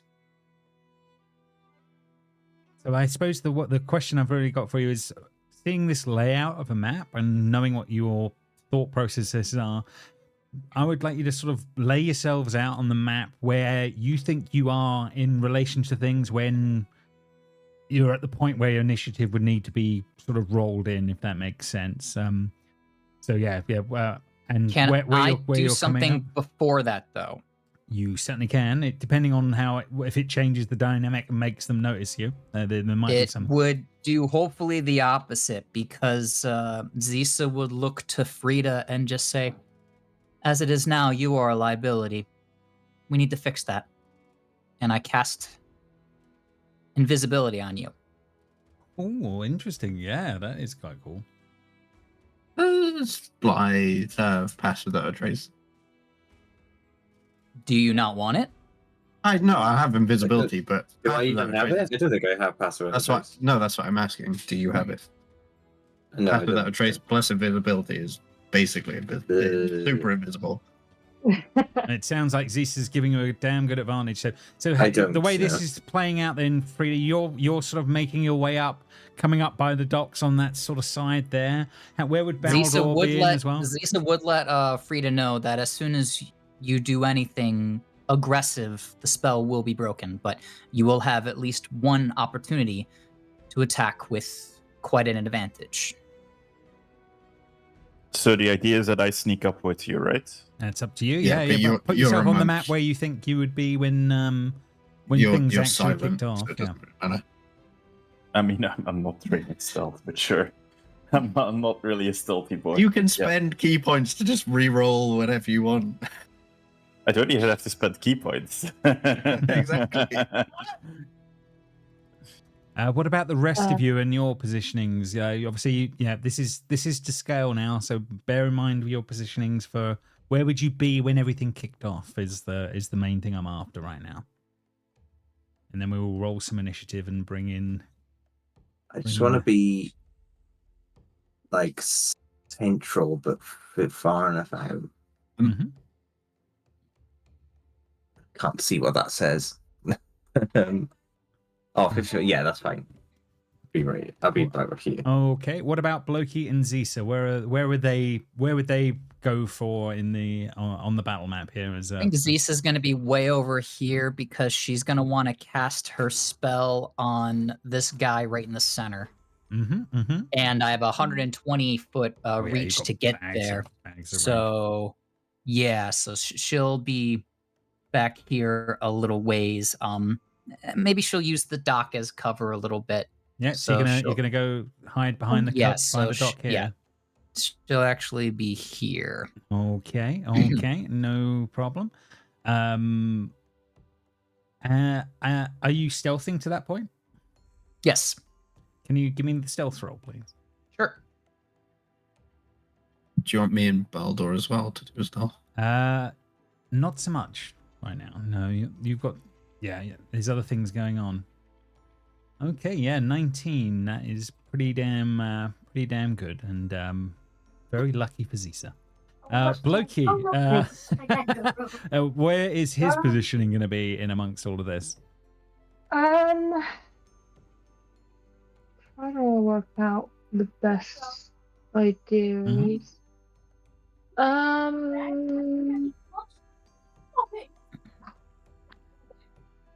I guess maybe behind this dock. And then How close is that? And then I could get him with enemies. It gives you some options. I could even get him with enemies so he could take on any of those. So I think I might do that. So I will hide at this dock. Yeah. Okay. I need a stealth throw from Blokey, please, as well, for his positioning. Oh, I've good. Nice. Yeah, I think he's fine. And the only other one, Blythe, where your location is that set as well for where you are right now, or are you will he be moving at all? Are you there, Jamie? I can't hear you. Maybe. No, I turned myself off. I thought I was muted all that time. Yeah, that's where I want to be. Yeah. Okay, so there's going to need a stealth roll from yourself as well, and then we will roll. We will roll everybody. Roll everybody in. That's not so great. Okay. Okay. Yeah. We will bear that. We'll bear that in mind. I will roll the. NPCs in, and everybody else. 2 6s in a row. Terrible.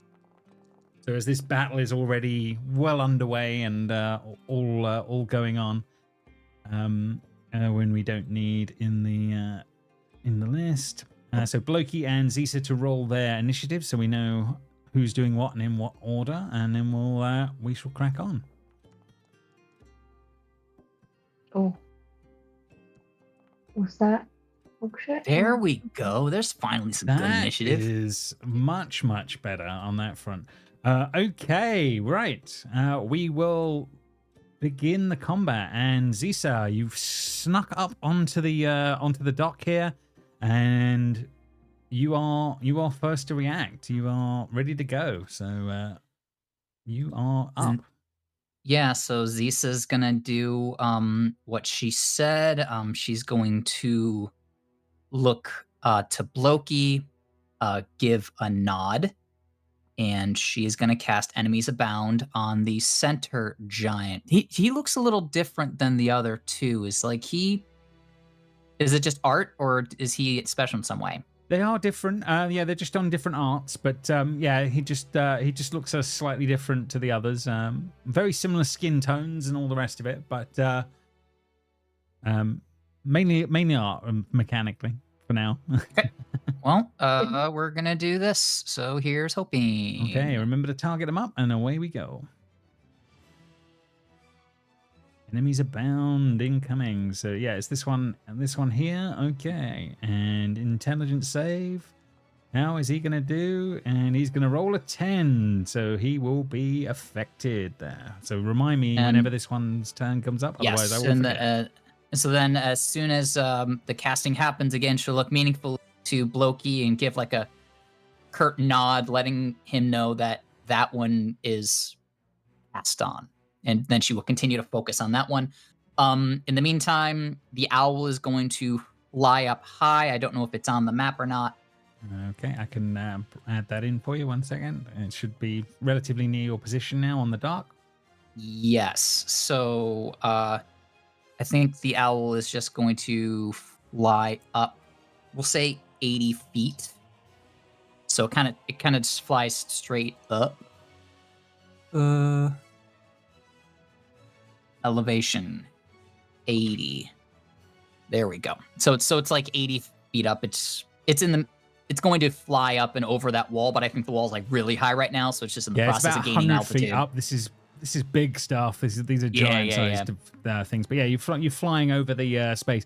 As you know, arrows are flying and zipping past, and rocks and boulders are being thrown. But yeah, anything else on Zeus's turn in the moments? No, I think I have to use my bonus action to command my bird to do anything other than the dodge action. So that's what I've done. I'm all set. No problem. Okay. This archery squad is firing down on the giant below, so we're going to just see how they are going to do. So they're going to do a bit of a volley here and see how things go on that front.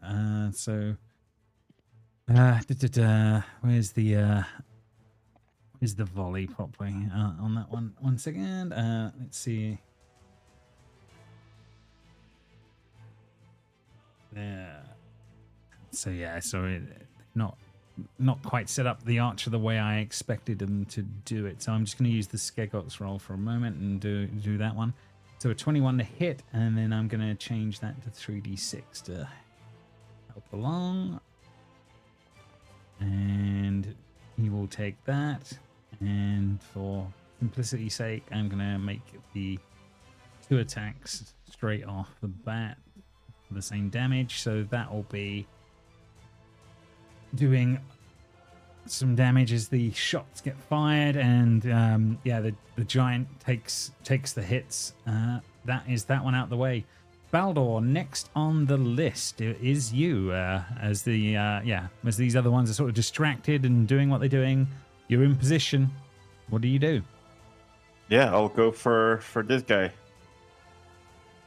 No problem. Go running in. And I'm not sure. I'm raging, so I'll rage. I think I can activate it from here. Enable.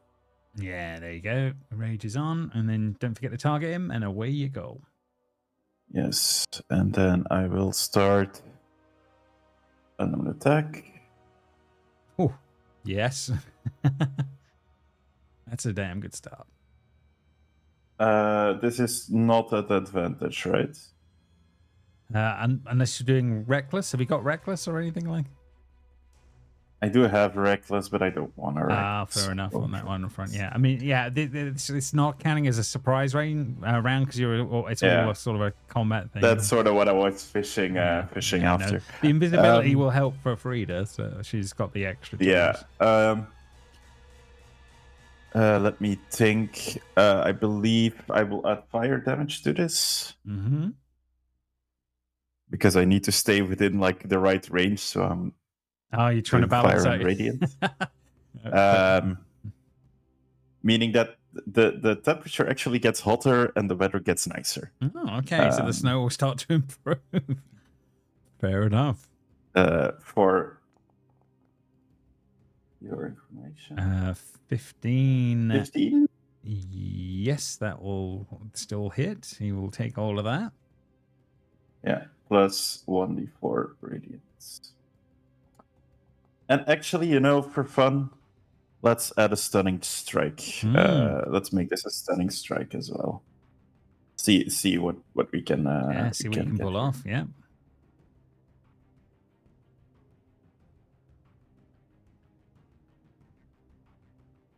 Usability. On save incoming. Okay, let's see how he's gonna do. He rolls pretty good. Yeah. Okay. Fine. Sure. It's got to save at some point. Yeah. Okay. I think that's my turn. Okay, that one is done. Something happens, nothing there. Hill Giant. This one is attacking the guys at the top of the thing. It's going to hurl another couple of rocks at them. Let's see how it's going to do. And it's going to do pretty well against these archers, and doing some pretty hefty damage to them. They're like a squad of archers, but they're definitely taking some big damage. The archers are not looking too well in the moment, but that is that one out the way. Next one. Okay, this one, unfortunately, someone failed their stealth roll. So Blythe, incoming is a beast climbs out of the ice, clawing its way up to you, and this creature will attack you from behind on that front. That's not fun. Let's see how this one can do. So first claw attack incoming. A 22 for 15 on the first one. Yes. Fair enough. Then how many multi things does this guy have here? He has just one attack, James. We all know it. No, he has 3 claw attacks or one. You can convert one to a bite. So okay, so claw. I'm assuming the second claw misses. Yes. And then finally a bite as the last attack, as it the gnashes of this whatever this creature is, bite down on Blythe in the moments. Nice. Yeah. Unfortunately, well, maybe fortunately, you're the only one that failed your stealth roll. So, this creature comes out of nowhere. Blokey, you see this in the moments as well, obviously, as you're close by. But yeah, that's that one all done. And then Blythe, it is round to your turn. Okay, so I will. I am on iron. How long has this been since our last fight, do you think? An hour or so ish, probably, because you would have taken you a while to track. Less than an hour? Maybe. Yeah, you can have it just under an hour. 55 minutes? Sure. That'll be fine. I'm okay with it. I'm not. 51 minutes will be fine. Okay, so I need to make 2 concentration checks then. Which from the I need attacks, to fair find. enough. Yeah. Then Constitution saving throws, right? Oh, it's you've literally managed to pull it up there. Yeah, you can click on the concentration on the chat. Okay, so it doesn't matter. James, let's just say it was over an hour ago, and I didn't have to do that. no, wait, don't say it was over. It is still under an hour because my magic weapon would still be up if it was under an hour. Oh, nice. Okay. You're okay. Yeah, you're fine. It's under an hour then. It's that. Okay, it's so I haven't got fire arrows anymore, but I do have magic weapons, so that's cool. That is cool. That is cool. Right, so I'll take my first one advantage with iron. What are you? I'm assuming you're attacking the beast that's attacking you. Yeah, fair enough. Yes, yeah. That will hit for 16 as this thing rears back for a moment after the first attack. So that's actually 17 as well damage. So, yeah, fair enough. Yeah, you. And then this one sort of is finds just a little noble. nook in its in its sort of hide in the scales on that one. A minuscule pinprick in the moment. And then the second attack for 19 on top. Oh, and also your dog. iron. Yes, I understand. You haven't played for ages. I'm just reminding. I played Blind last week. Oh, I rolled just off a 19. That's annoying. Yeah, so yeah, unfortunately, yeah, you. But it does get advantage because pack tactics. Well, so. Yeah. Add the advantage in. Does it improve things? Ugh, but she always lets me down. Why do this to me? Anything else on Blythe's turn? No, that's everything. Okie dokie. Frida, yeah, clearly seeing all of this going on. Yeah, you're seeing something has managed to get hold of Blythe. You're seeing Baldor's run up to the giant in front. A lot going on in the moments. Yeah, I'm just gonna run up and just attack. With you're not invisible anymore. Sorry, because I cast. What? I'm concentrating on enemies abound, which means you became visible. Ah, okay. So no advantage in the moment. I mean, I would attack, but I don't know what my weapon does. Yeah, you have to just go with your normal one and then just add a +1 for now on top, if that makes sense, to make it easy for now. That'll do for now. Yeah. I'll use the battle axe and just +2 then, because I've got my shield. Because with the mace, I'd have my shield out. So fair enough. It'd be 20 for 8. 20 for 8 is absolutely a hit. It will take all of that. I'll just throw a little bit of divine smite on top. I think. Oh my god! Oh, nice. Yeah, you got his attention. Wowzers! Yeah, that's a big hit. And I'll attack one more time. Mm-hmm. Yeah. 29 for 10. I may as well throw another one on. Yeah, why not? Why not go Nova?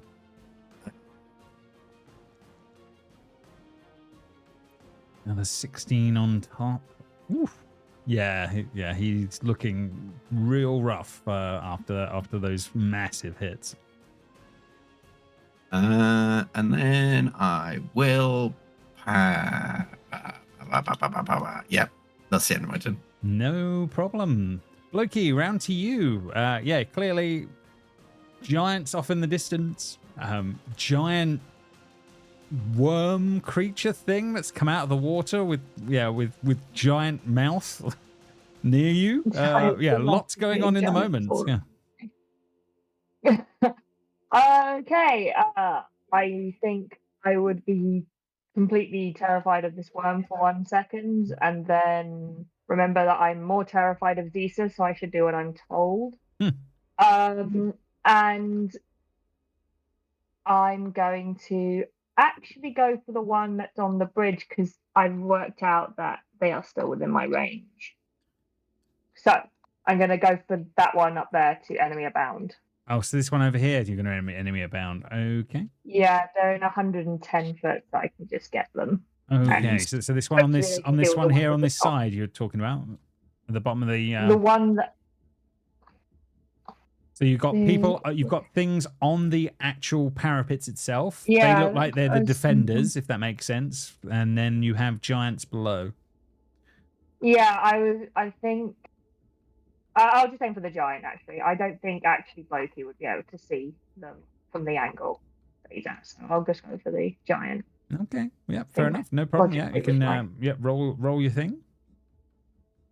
Enemies abound. That's the goal.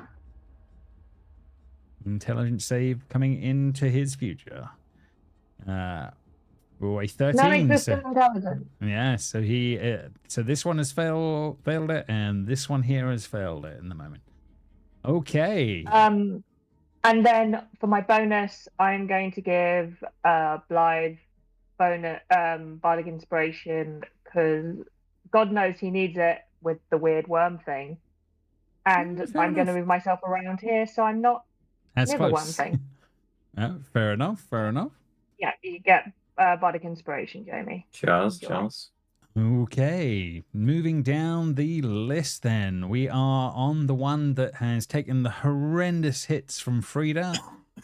Frida, it's going to try and return the favors here as the Great Club will come swinging in for the first attack. James, what if I don't want him to? Well, Frida made life choices. However, a 16 is not going to hit you with the first one. So the first club misses, and the second one, 22 is enough. But is there anything that changes the dynamic here in the moment? Maybe. Yeah, this is why I'm asking. That animation's really cool, though, of the club. There's some nice. It's nice to have the automated animations back, and that is good. They're all starting to get updated, so we're getting close now. Oh yes, there will be, but I just need to do some stuff.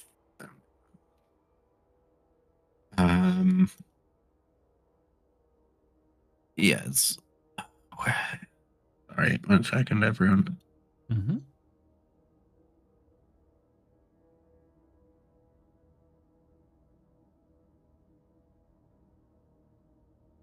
I will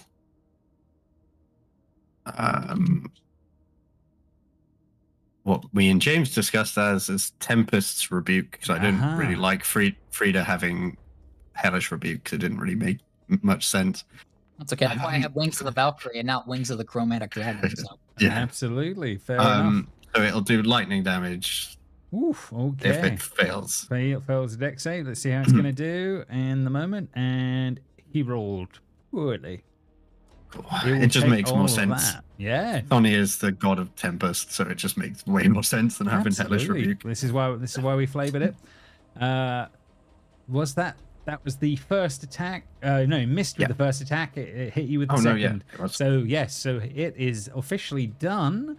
And that is going to be fine. This archery short squad will take some attacks at this guy down here. I'm just going to roll the axe and use the damage from that. Misses with the first and misses with the second. So that's you fairly useless archer that time. Okay, those ones aren't involved. Hill Giant Zisa that you have used your powers on is under the effect, so it will again run up to its nearest neighbor and will start wailing. First attack is a good hit. Second attack is also good. So some big hits here. So the first one's damage and the second one's again. So this is a very familiar story of how Zisa's power on giants seems to work, and as these two are beginning to attack each other. Next one on the list will be his colleague, who will target him and see how he's going to do in reverse. So first great club attack, and that will hit for 20 and intelligence save. Let's see how his intelligence save is going to go. First one, they're not very intelligent, but that'll do it. Yeah, and he shakes his head in the moment, and he sort of points in your direction. It's magic, something along those lines to his colleague in the moment, and they sort of they're realizing something is going on, and this one is going to start using all of its movement to get over your way as this is going on. No! So he is coming your way, but does not have enough movement in the one to get to you. But he's a coming, is the best way of putting it.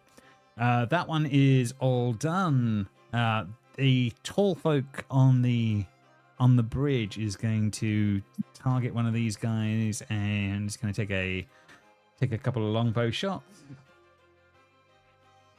And he will need ammunition, which will help. Once again, let's add that back in. One more attack, and he takes some. This giant guy on there takes some decent shots and is does some nice damage against the giant that is trying to battle his way up. That is done. Next on the list is this hill giant. This side, he is dealing with these archers. So let's see how he's going to do, as he's going to hurl a couple of rocks their way and see how he's going to... doing hellacious damage, taking out this set of archers as giant sections of the wall are just thrown up, and you just see a group of archers get decimated on the actual parapet as that all happens. So it does very well in the moment. Back at the top of the little tunnel, though, Zisa with a giant incoming. We're back round to you. Yeah, so I think Zisa is going to shake her wrist free and take out the frost ring, and she is going to cast a wall of... Oh, it says I don't have enough charges. Did it reach? How does recharge work on this, James? I'm sorry. 1 second. Let me have a look. I have to remember what the recharging is for that one. 1 second. I think it's feasible that I could recharge it completely, but I think I do need to roll still. Yeah, it's been because you did use it. You did use it in the underworld, didn't you? Yes. To do what it is. Which item is it that we were dealing with? Frost ring. ROTSS. Yeah. Let me just get into your sheet here and have a look. Blythe also would have got. I've just read back. Boots of Speed or a Ring of Protection. It was given to him by Hell. Yes, he's got items that we put it in the chat, but we've never. Yeah, we've got to add those in. There's a lot of things we've got to have to remember. What do Boots of Speed do? We'd have to have a look. That's fine. Let's just I'll do this. Yeah, we'll add them in. And regains 1d4 charges daily. So this is the next day to that whole incident. So you would have used your charges to use it previously. So you got a 1d4 to try and recharge it, Z. So basically for doing what you want to do. 4. Yeah, but then you got full you got full charges there. Is that enough to cast Wall of Ice or no? I'm sorry. I think so.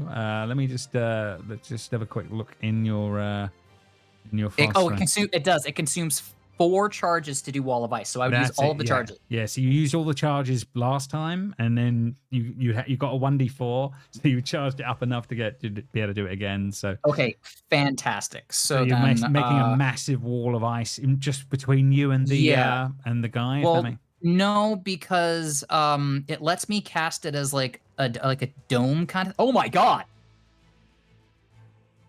Ooh. I don't know what I just did, but what I wanted to do was I can form it as a sphere, a hemispherical dome or a sphere radius. Like basically, I want to just kind of wrap it around this dude as much as I can. Yeah, I'm with you. So you're trying to do, I'll draw something on the thing. So you're trying to do a bit of that. It's rough, but yeah, I'm trying to. Sort of a bit of that going on, if that makes sense, to wrap it. Kind of, yeah. Yeah, so he'll have to spend time breaking through it. So you know it can be broken through, but essentially. But can he still see me or no? I think you'd be obscured right now. So I think he would be able to be, but you know where to break through. But that doesn't mean you can't move.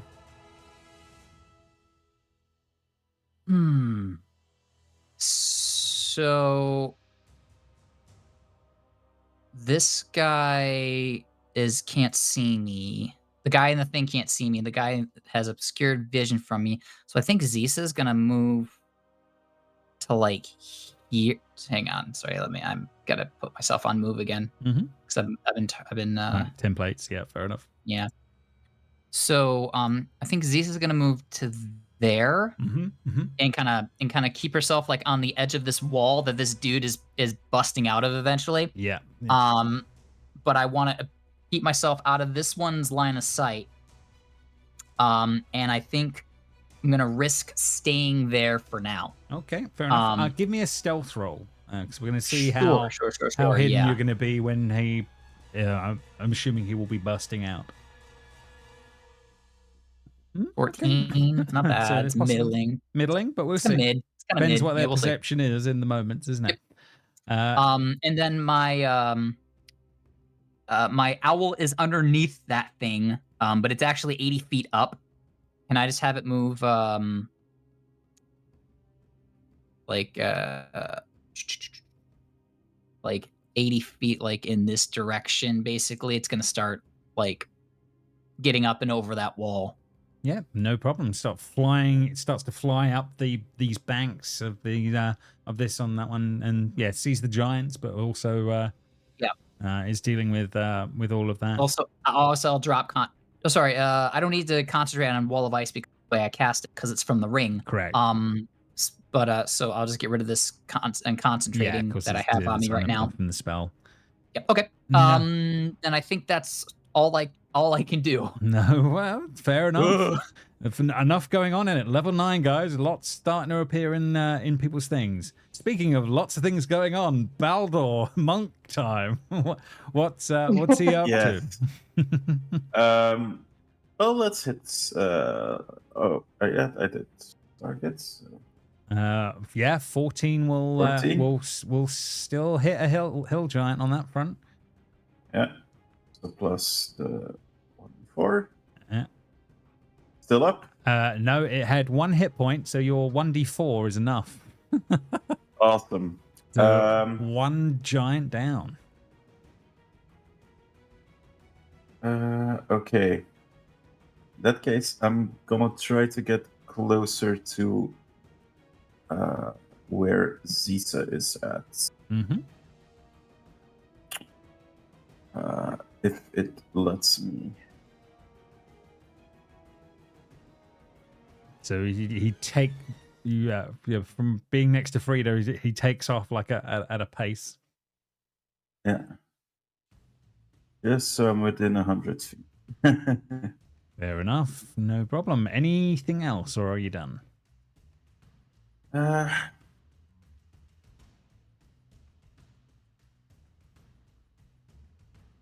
Any more monk shenanigans going on? Can dash. You can dash? So no, I cannot. You can't. Oh, okay. Sorry, have you not got enough? Because I've already attacked, so I cannot. Oh, you did attack. Yes. Yeah, I guess I'll stay there. Okay. That one is done. Next on the list, this giant is continuing to attack. Well, it's enemies Archer. abounded, isn't it? It is indeed. Yep. So it's going to go for the nearest thing, which is going to be the archers above. So let's see how it's going. This one is enemies abound, isn't it?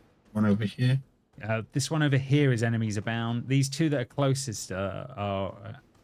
Oh no! Apologies. Sorry. Yeah. No. This one's not under the spell. The one that you had, Conrad, is clear of it because he got attacked, didn't he? And then it passed. So that, yeah, sorry. So yeah, that one over there is the other one that Blokey's done. So that's separate. So yeah, so this one is clear of mind, but is still going to be attacking the archers. So a couple of great clubs. Oh, misses with the first.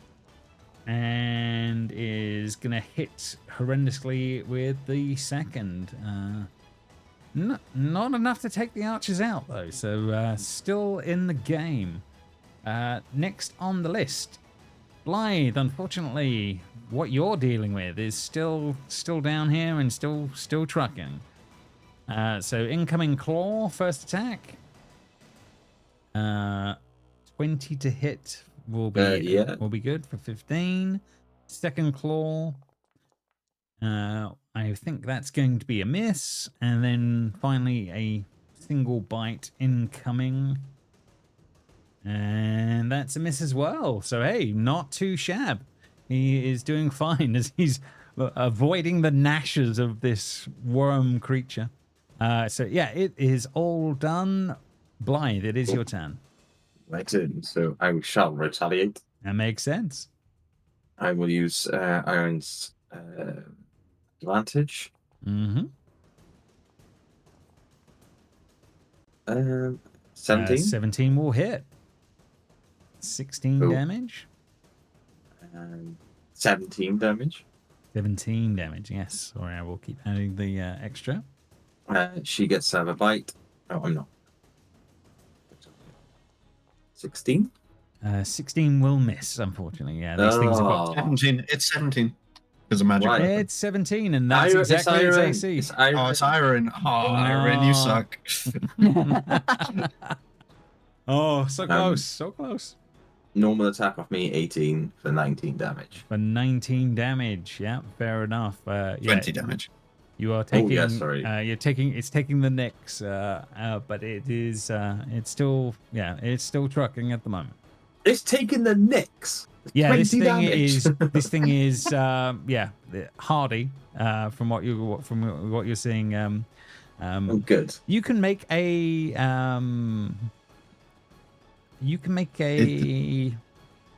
Nature. I think that's probably fair. Yeah, in this case. Is this a serpent from the Serpent Sea? This is the name. Yeah. Where the heck is it? I would run away from that. Well, no. When you identify it, you have to look directly in the camera. Yeah, it's a scaly beastie. Yeah, it's a big scaly beastie. It seems well within my capabilities. Fair Definitely. That is done. Anything else on Blythe's turn? No, that's everything they can do. No problem. Bringing us round to Frida. Frida will run over here. Mm-hmm. I will. Oh, this drops it on. Oh, you don't need the +1. I'm going to bonus action. I'm going to blinding smite. Ooh. So my next attack deals 3d8 radiant. If he must succeed on a Constitution saving throw, it will be blinded. So I will attack. And with the battle axe. Oh yes, that will definitely hit. That'll be 15 damage. 15 damage on plus. top. Oh, I'll divine smite on top of that. Mm-hmm. Well, so divine smite level 1. 13 damage plus 13's pretty damn good. 3 more d8. Oh, they're d10s. That's not what I wanted. Ah!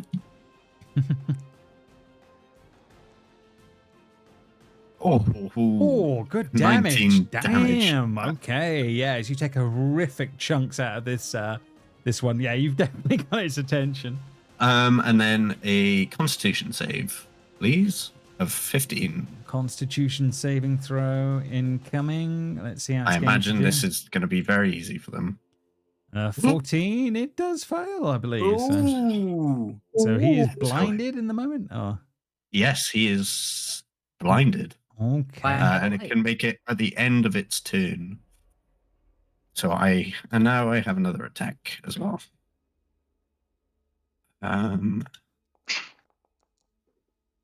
Does 30 hit? Yeah, Do I get advantage when they're blinded? Is that something? I think you do. Or is it not they get disadvantage? I don't know if it No, was. I don't know actually. I think yes, they also would get disadvantage. It's definitely disadvantage, but I'm not sure if it gives you advantage. That's the blinded. A blinded creature. Yeah, blah blah blah. Blah. Attack rolls against that creature have advantage, and the both. creature's attacks have disadvantage. Well, then, so roll to see if you crit. Yeah. I do not. Okay, but 12 damage is still very nice. Oh, and then I'll just carry on smiting. Do what paladins do. So 15 extra damage. Yeah, so hellacious damage from the paladin there. Anything else? No, I think I've done enough. You have. You've done damn good. Bringing us to Loki's turn. I think that lad needed to do an intelligence saving throw again. Oh, for the enemies. It's on enemies abound, isn't he? On that one. Okay, so yeah, he's taken the hits. I am the only target here. Yeah, so there's a bit of that. I'm probably going to drop it anywhere in a minute, so. Yeah. I'll get those rolled now on that one. See how he does. There's gonna be a couple of them, so let's see. 15, is that enough? I'm not sure if it is for your. I think that is the DC. Oh, okay. Well, then it would clear, but he's blind anyway. So yeah, he's got a lot going on. But what's Blokey up to in the moment?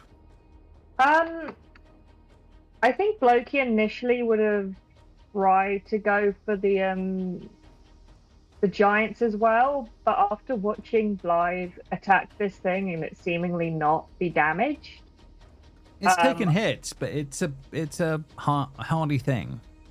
Yeah, that freaks Blokey out enough that he just wants to throw something to get away from it, and also is not comfortable turning his back on it. So. Yeah, don't forget to target it, but yeah, no problem. Yeah, let's lance it. Brain lance it. Brain lancing. Blokey's new favourite thing. That's how Blokey calls it. I don't think he's ever learned the name. The true names, yeah, fair enough. Yeah. Brain lance. Let's go. Okay, intelligence saving throw. Let's see how it's going to do. It's going to fail, so it's going to take all of that. Ooh. And it's incapacitated until my turn. Oh, that is very nice. Can't take actions or reactions. That's awesome. That is damn good. Fuck him up, Blythe. So incapacitated in the moments. Okay, Blokey. I just realised as well. I was what's it called? The bad thing. Jesus. Oh yeah, inspiration. Yeah. Oh well. You got Blokey's trying to give you all the ammunition. Yeah. Boulder's still got one. I don't think Boulder used his one from the last battle, so you still got one. So I still got one. Okay, good to know. Bloki, anything else on Bloki's turn? He's obviously done that. No, This giant creature's lolled down in the moment. He is safe behind this. He doesn't want to get closer to anything else unless he has to. He is very happy next to his dock. Okay, no worries. Next on the list is the archery squad. Is going to take a few more shots here and see us. Can I use a crew action? We haven't been doing that again. You absolutely you can. Yeah, do it. Do it. Let's do. Let's make Fear Cat do. Actually, let's just get Skull to just throw a spear at that one. Skull is going to throw a spear at which one? Sorry, which one are you targeting? This lad. The one in the middle? Oh, that one there. That one. Yeah. Okay, no problem. Okay, let's see how she's going to do. Crew action incoming. Well done for remembering. And Just suddenly hit with Epiphany. Gonna spear throw and see. Ugh. Horrible roll on her front. So unfortunately, not so much with that one. But yeah, if you're all done, the archery squad will do its thing. Let's see how it's going to do. Couple of these, couple of shots. Need to give these a bows at some point. Abysmal with the second, but good with the first. Okay, and then if I change the damage to what the damage should be. And for 12 against this guy. Okay. That is all done. Next on the list.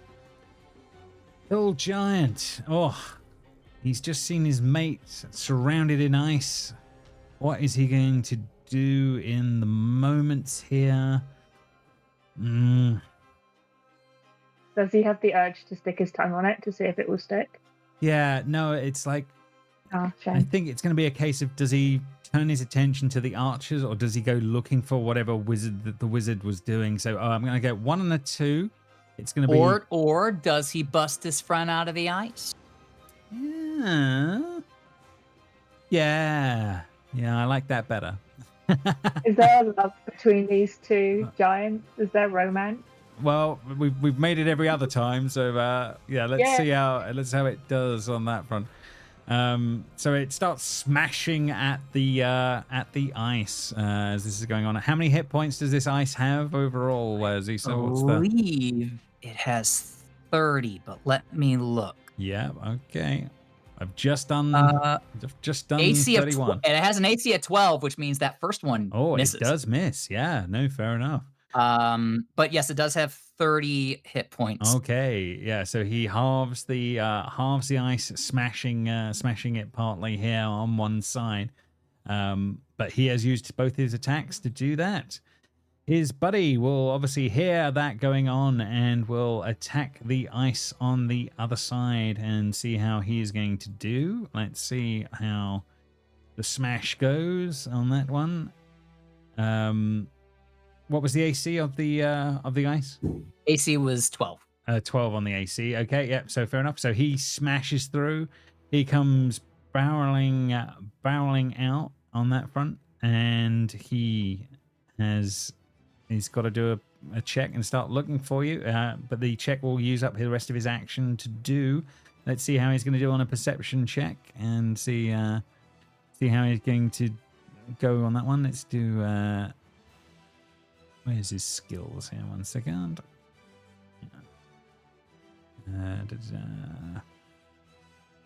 Perceptione. Let's see. He's got +2 to this, but on that one, I think you rolled above an 11. So, I rolled a 14. Yeah. So at the moment there, I think the way this plays out, Zisa, he sort of steps out almost over you, but hasn't spotted you in the moment. So you're like, it's all in the moments as that's going on.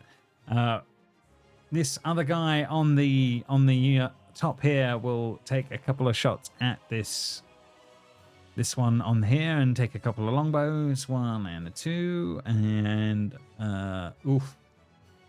yeah, not doing so good on that front. Last hill giant, Frida, turns his attention to you and is going to start clubbing. Disadvantage because he's blind. He's completely blind, yeah. So here comes the first disadvantage attack. Let's see what the disadvantage changes the 25 to a 24. So he just catches you on a swing, but it's an incredibly wild swing. Doesn't know where he's going. And then the second attack, it's going to be a miss already because it's a 12 on the first one. So he's swinging wildly. But no luck in the moments on the second swing, so you duck under the wild swing of this blind guy. Bringing us back to the top of the round here. So let's see how we can go for pulling this off. Zisa, this creature, stepping out, looking for you in the moment, but has not spotted you as you're stealthed against this wall. Zisa is going to swipe her hand across her right hand across the back of her left hand, and a tattoo is going to show up. And then she's going to swipe it back, and the tattoo is going to disappear, and her hand's going to disappear, and the rest of her is going to disappear as she casts invisibility on herself. Yes, fair enough. Well done. As she sort of like ducks down as this giant passes overhead and disappears in the moment. Yeah, and then Zisa's going to kind of go a wide berth around them, but make her way kind of towards the fortress. So she's going to 5, 10, 15, 20, 25, 30, 35. So she's kind of like, she kind of gave wide berth around him, and is just making her way up in that direction. Let me put I think I can give myself the invisible status effect, I believe. Yes, you can. I believe it's in there somewhere. So yeah, yep, that is there it definitely is. true. So that's what she's doing. I don't know if you want to give them an attack of opportunity disadvantage, or if you want to give them perception or anything. Just, at the moment, I'm happy. I think for the way it is, you stealth out of there, so I'm okay. Totally fine. So then, that is my usage, and she will command her bird to fly towards the wall, which it flies 10 feet, and we'll say I can't do the correct math, but I'm pretty sure I can do another 70 feet up, so that it's 50 feet up. So I think it's almost at the top of the wall. No problem. Close. So yeah, I think the way I'll play it, it's just at the sort of at that height. And as it's looking out across the field here, you can see there are more giants, fights going on around the city. There must be a few, maybe 50 to 100 tall folk within the city that are fighting and battling on the ramparts.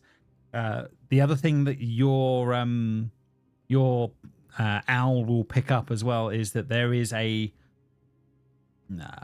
pyre of bodies out on the field of battle, off to the right of where you are right now. Quite a large pile of bodies, if that makes sense. Okay. I think Zisa's gonna. Actually, no. My bird sees this. Zisa's not warging through the bird, so I don't know any of this yet. But the reason why she's getting that bird up there is so she can do exactly that. what. Yeah. Okay, so your bird's picking this up in the moments. Then fair enough for now. Yes. Yes. But yeah, is that Zisa's turn done? That's all I can do, I believe. Yeah, that's all I can do. So okay, I'm done. No problem. Next on the list, Baldur, you're up on deck and running across the battlefield right now, as far as we last saw you. Yeah, and I will continue my way over there. Let me quickly measure this out because I can just get about there. Oh, since I of course you 60 can. feet walking. I genuinely think that's not right. I genuinely think it should be less than 60. Well, we'll double check and see what. But I don't know why there might be some bonkers. There might be some bonkers stuff going on in the. There might be something working in there because I'm not using the unarmored defense, and I think there might be some or the unarmored movements thing because I'm you should have plus 15 to your speed for a regular 9th level monk with unarmored. Yeah, and for some reason it's saying 60, so even that wouldn't make that number. Well, we'll see. There might this monk might have something crazy in the numbers as well. So. But for now, for this battle, genuinely don't think so. It has a lot of other crazy things, but not that. No. Well, we'll check it and figure it out afterwards. But for now, you make your way there, no problem. Yeah, and I will start wheeling on this thing. Oh, not good with the first hit.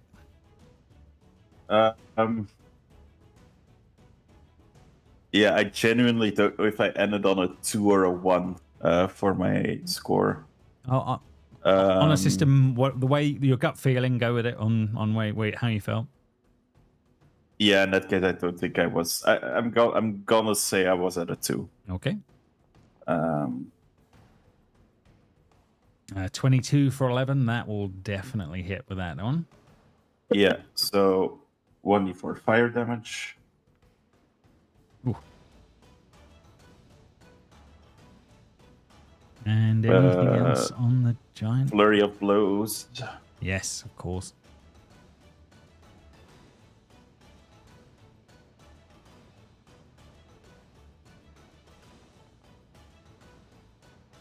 That will definitely hit too. Yes, and more strikes getting through, hitting this giant. Radiant. Oh, yep, proper damage that time.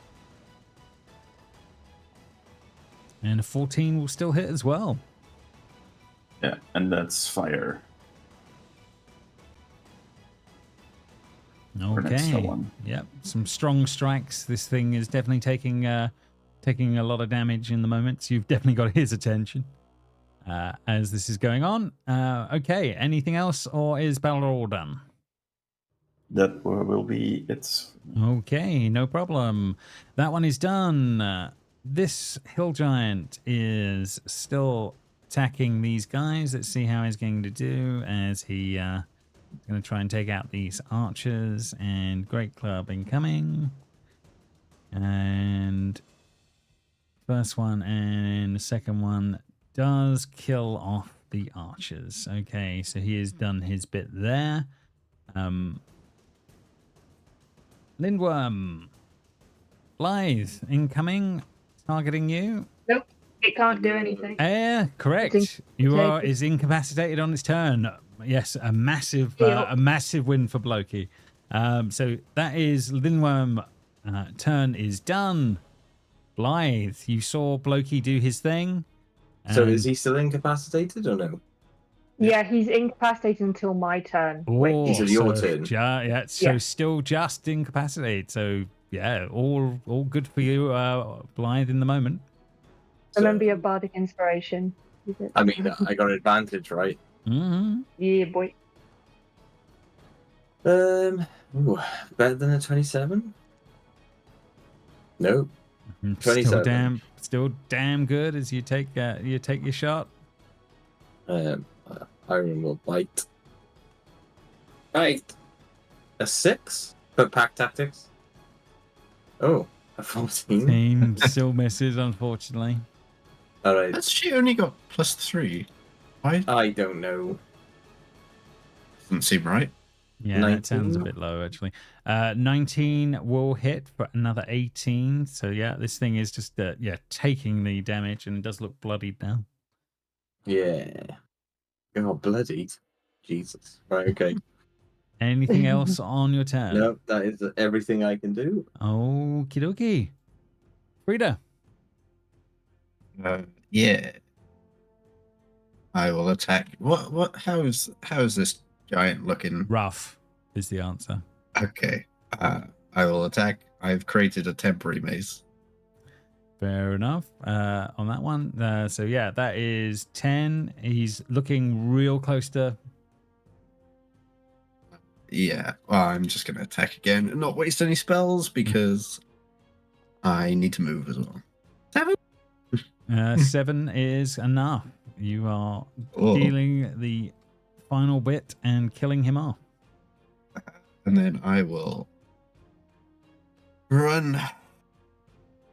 And just, I'll just get as close as I can, 30 feet.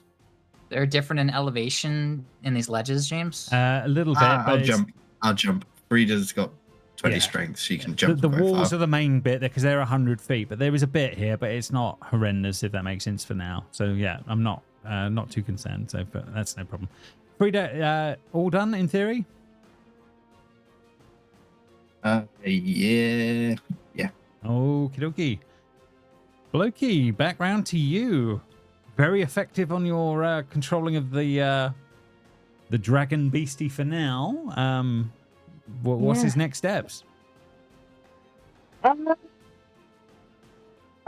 think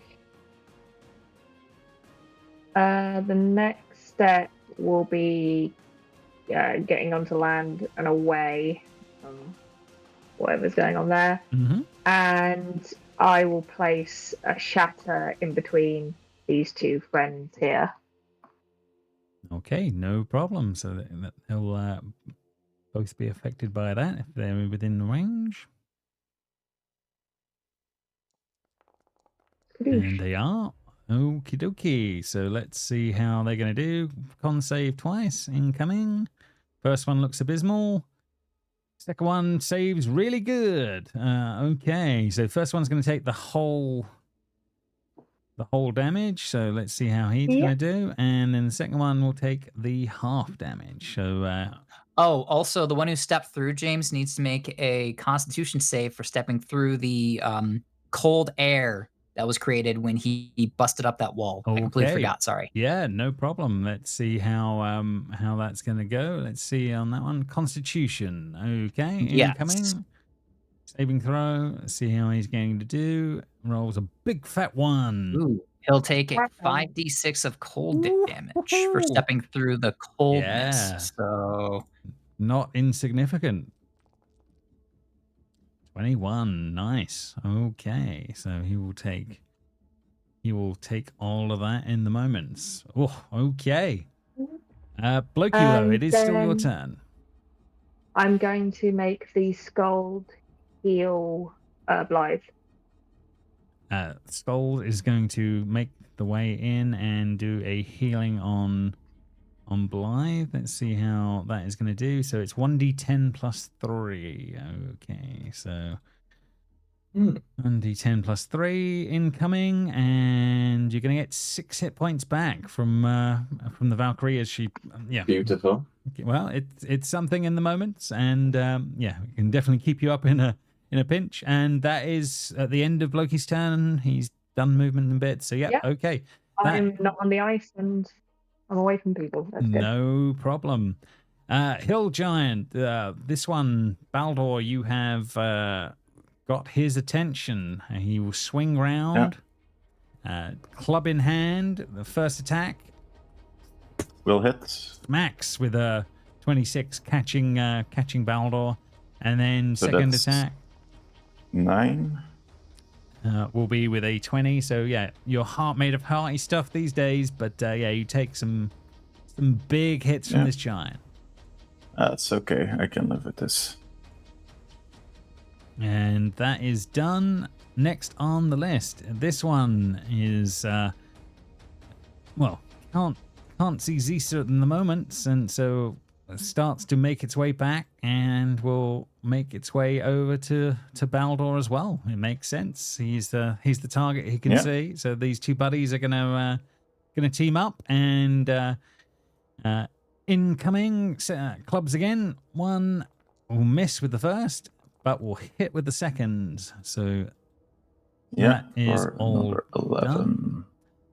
And last one up here, he will take a couple of target shots at this guy and see how he's going to do. Longbow incoming. Does good with the first one, but abysmal damage. and keeps that moving forward. Top of the turn round. Zisa, you can see Baldor's now surrounded by a couple of these guys, but you are undetected in the moments. How is Baldor looking? Yeah, how's he looking exactly? If I were to express it in the form of interpretive dance, I would say I'm about 26 out of 57. 56. Okay.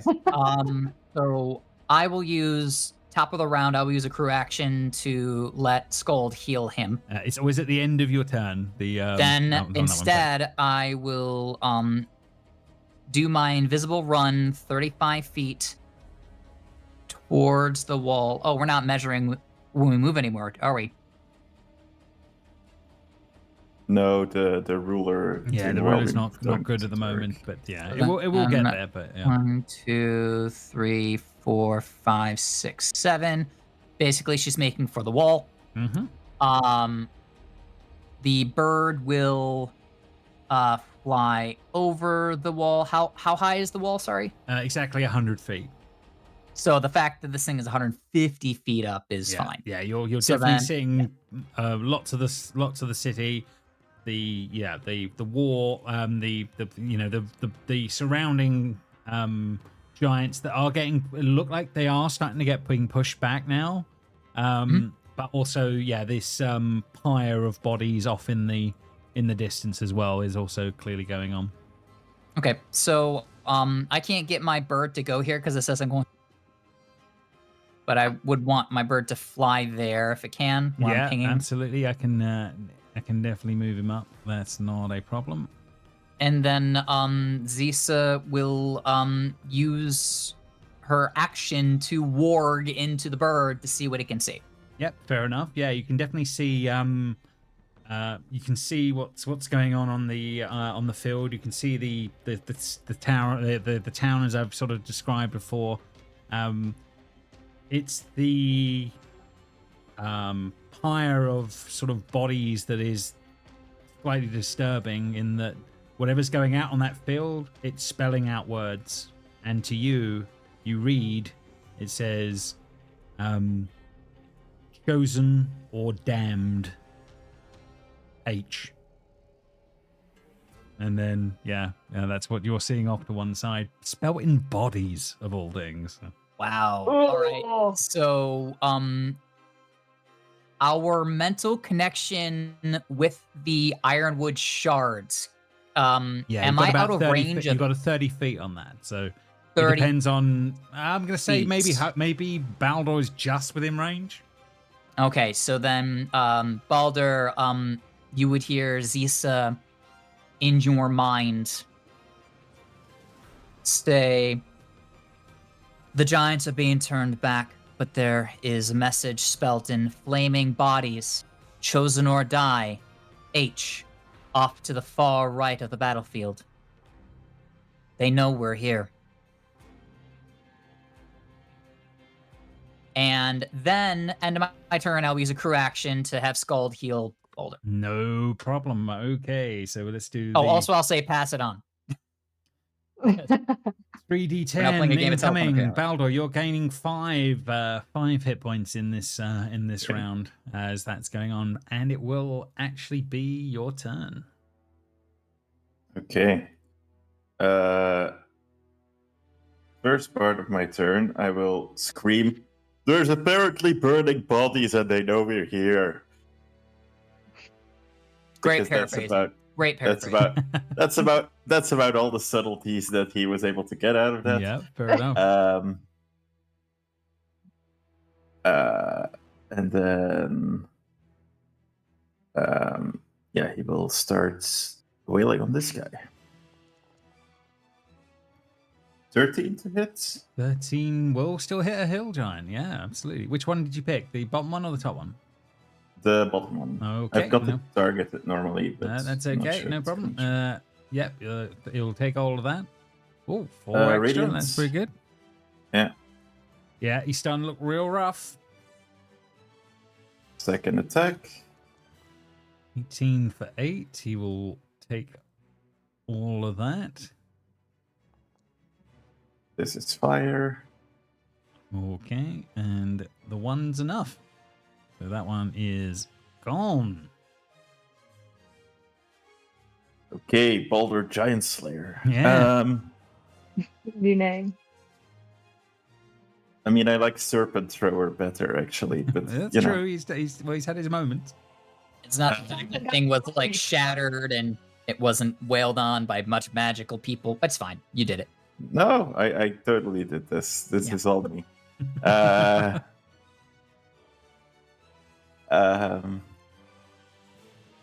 Yeah, I will Flurry of Blows again.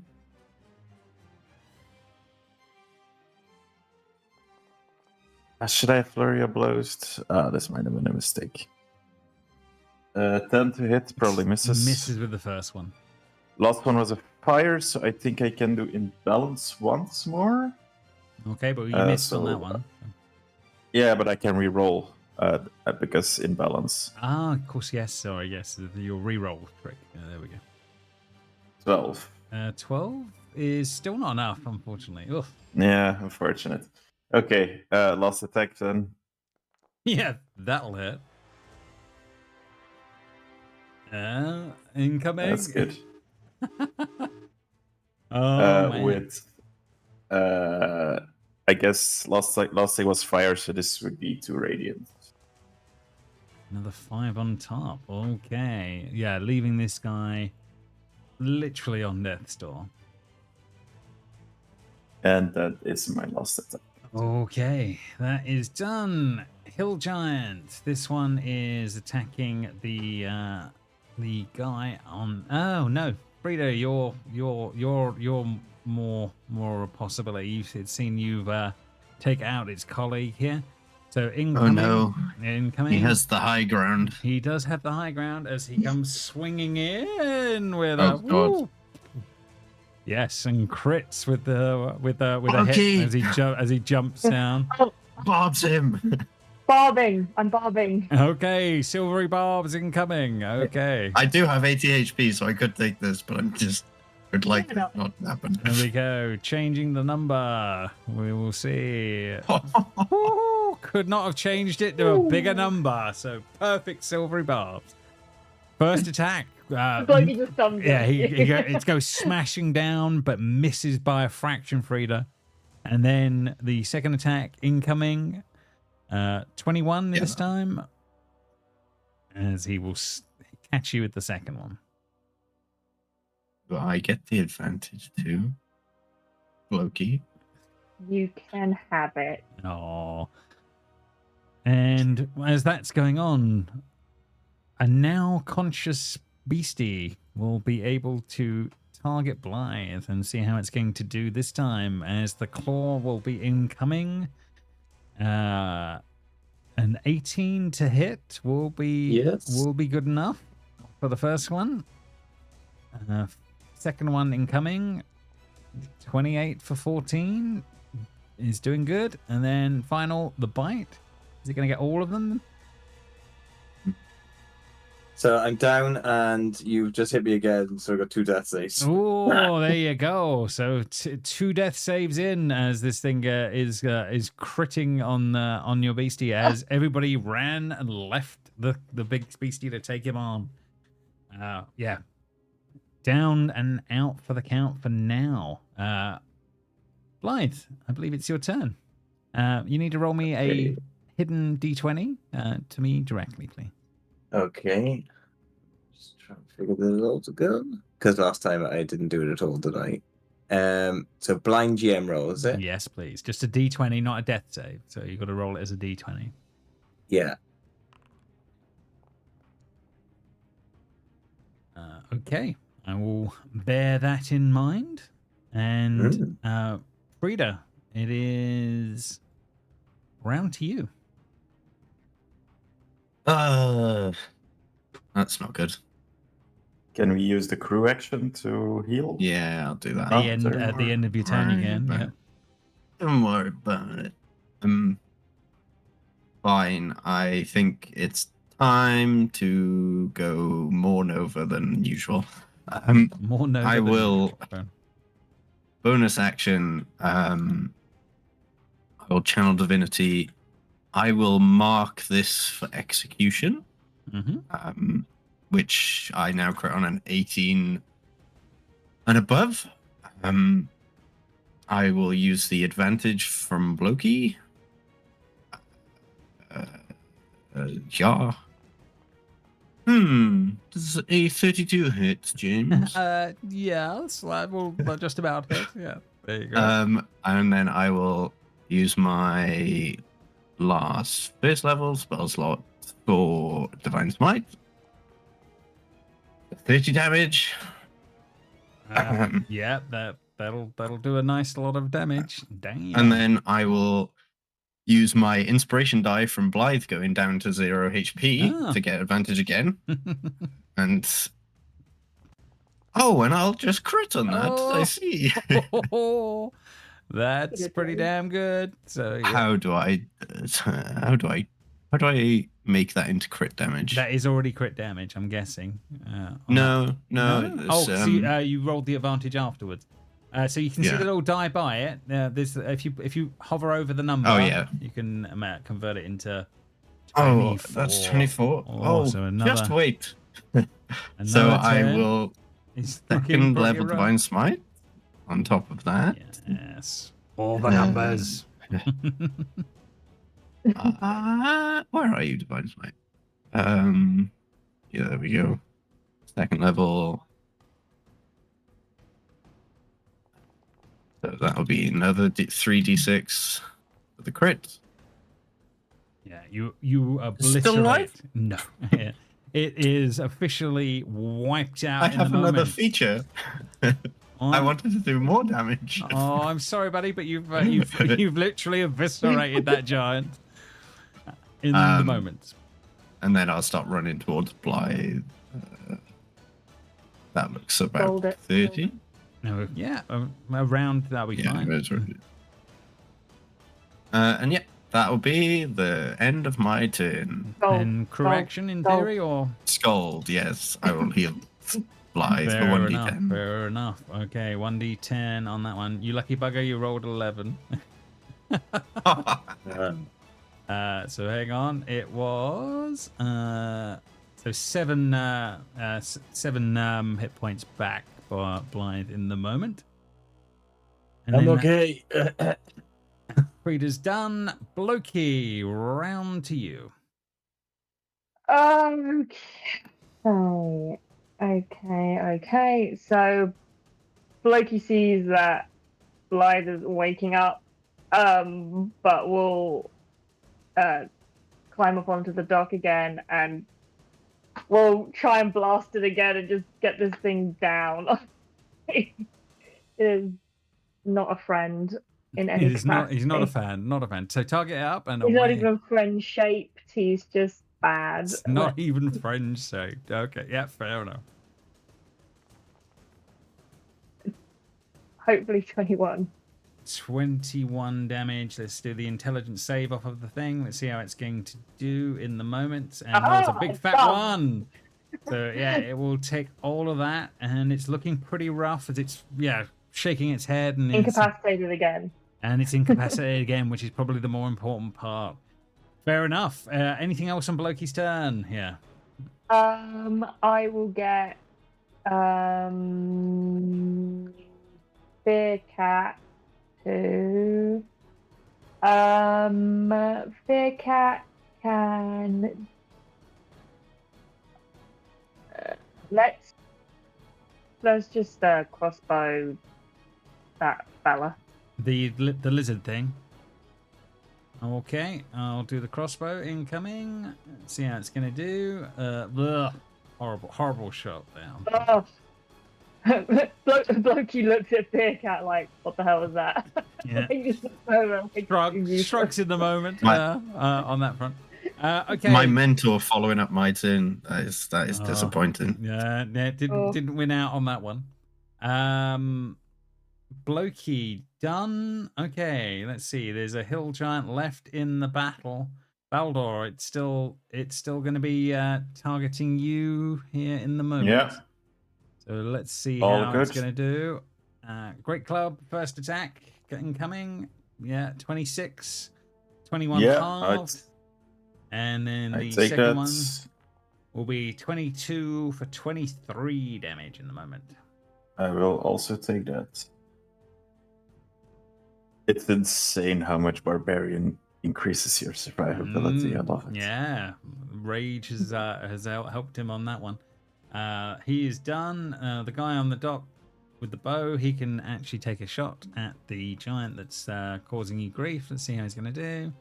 1 and 2, so he will miss in the moment. Top of the turn order is Zisa for the probably for the last round, but we'll just have to wait for Conrad to return for a moment and see. I'm on my phone, so I can still tell you. If you can do, if that's okay, that's okay. Yeah. What would Zisa do in the moments here? There's one giant left on the battlefield. One worm thing would probably be the best bet. Okay. So I think Zisa's running towards the wall. Yeah. She wants to run up the wall with her movement, which I think I'm like 10 feet right now. Yeah, so run me up the wall, around the other side, not the side where the giants are attacking on the right, but if you could kind of be more on the wall, facing out towards where the giants attacking Baldur. Yeah. That one is still up, right? Yes. One giant left next to Baldur, looking rough, but is still up. Okay. Can I do a firebolt at that one at advantage, which will break my invisibility? Sure. For this far into the battle, I'm fine with it for now. So right, let's see then. So under your spells, we want to do firebolt. Let's see how you do. You would have missed without the advantage, but with advantage, you would have got a big old 28. So yeah, you definitely do a nice lot of damage to this beastie, but it is fractionally still up. Anything else in your turn?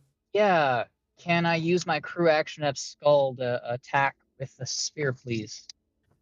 On the guy as well, we can definitely do a bit of that. Skull, target that up, and Skull will do a spear attack. Let's see how she's going to do. And she crits. So that's pretty good. And she is enough damage. So, yeah, Skull comes in, stabbing this one in front of Baldur in the moment, taking that one out for you, Baldur, freeing you up at the moment. Team. Yes, bit of a tag team going on in the moment. Yeah, all done. Does bring you to your turn. Not much left on the battlefield apart from a worm taking on your friend at the moment and a pile of bodies off in the distance. Come on, Serpent thrower. Yeah, I'll head over there. Let me see how far I can get. Mm-hmm. He's currently upright, or at least alive. He's alive and up. Yeah. He's alive. Yeah. Sorry, I don't know if he's up, but yeah.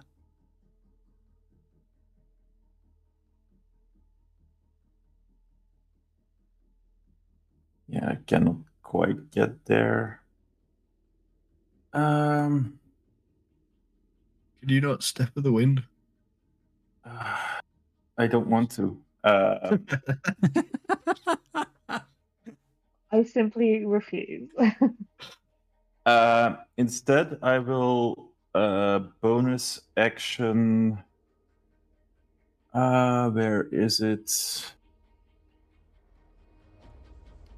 Second wind.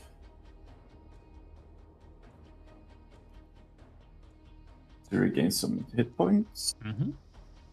Because I am pretty rough looking. And then I guess I will don't have ranged attacks.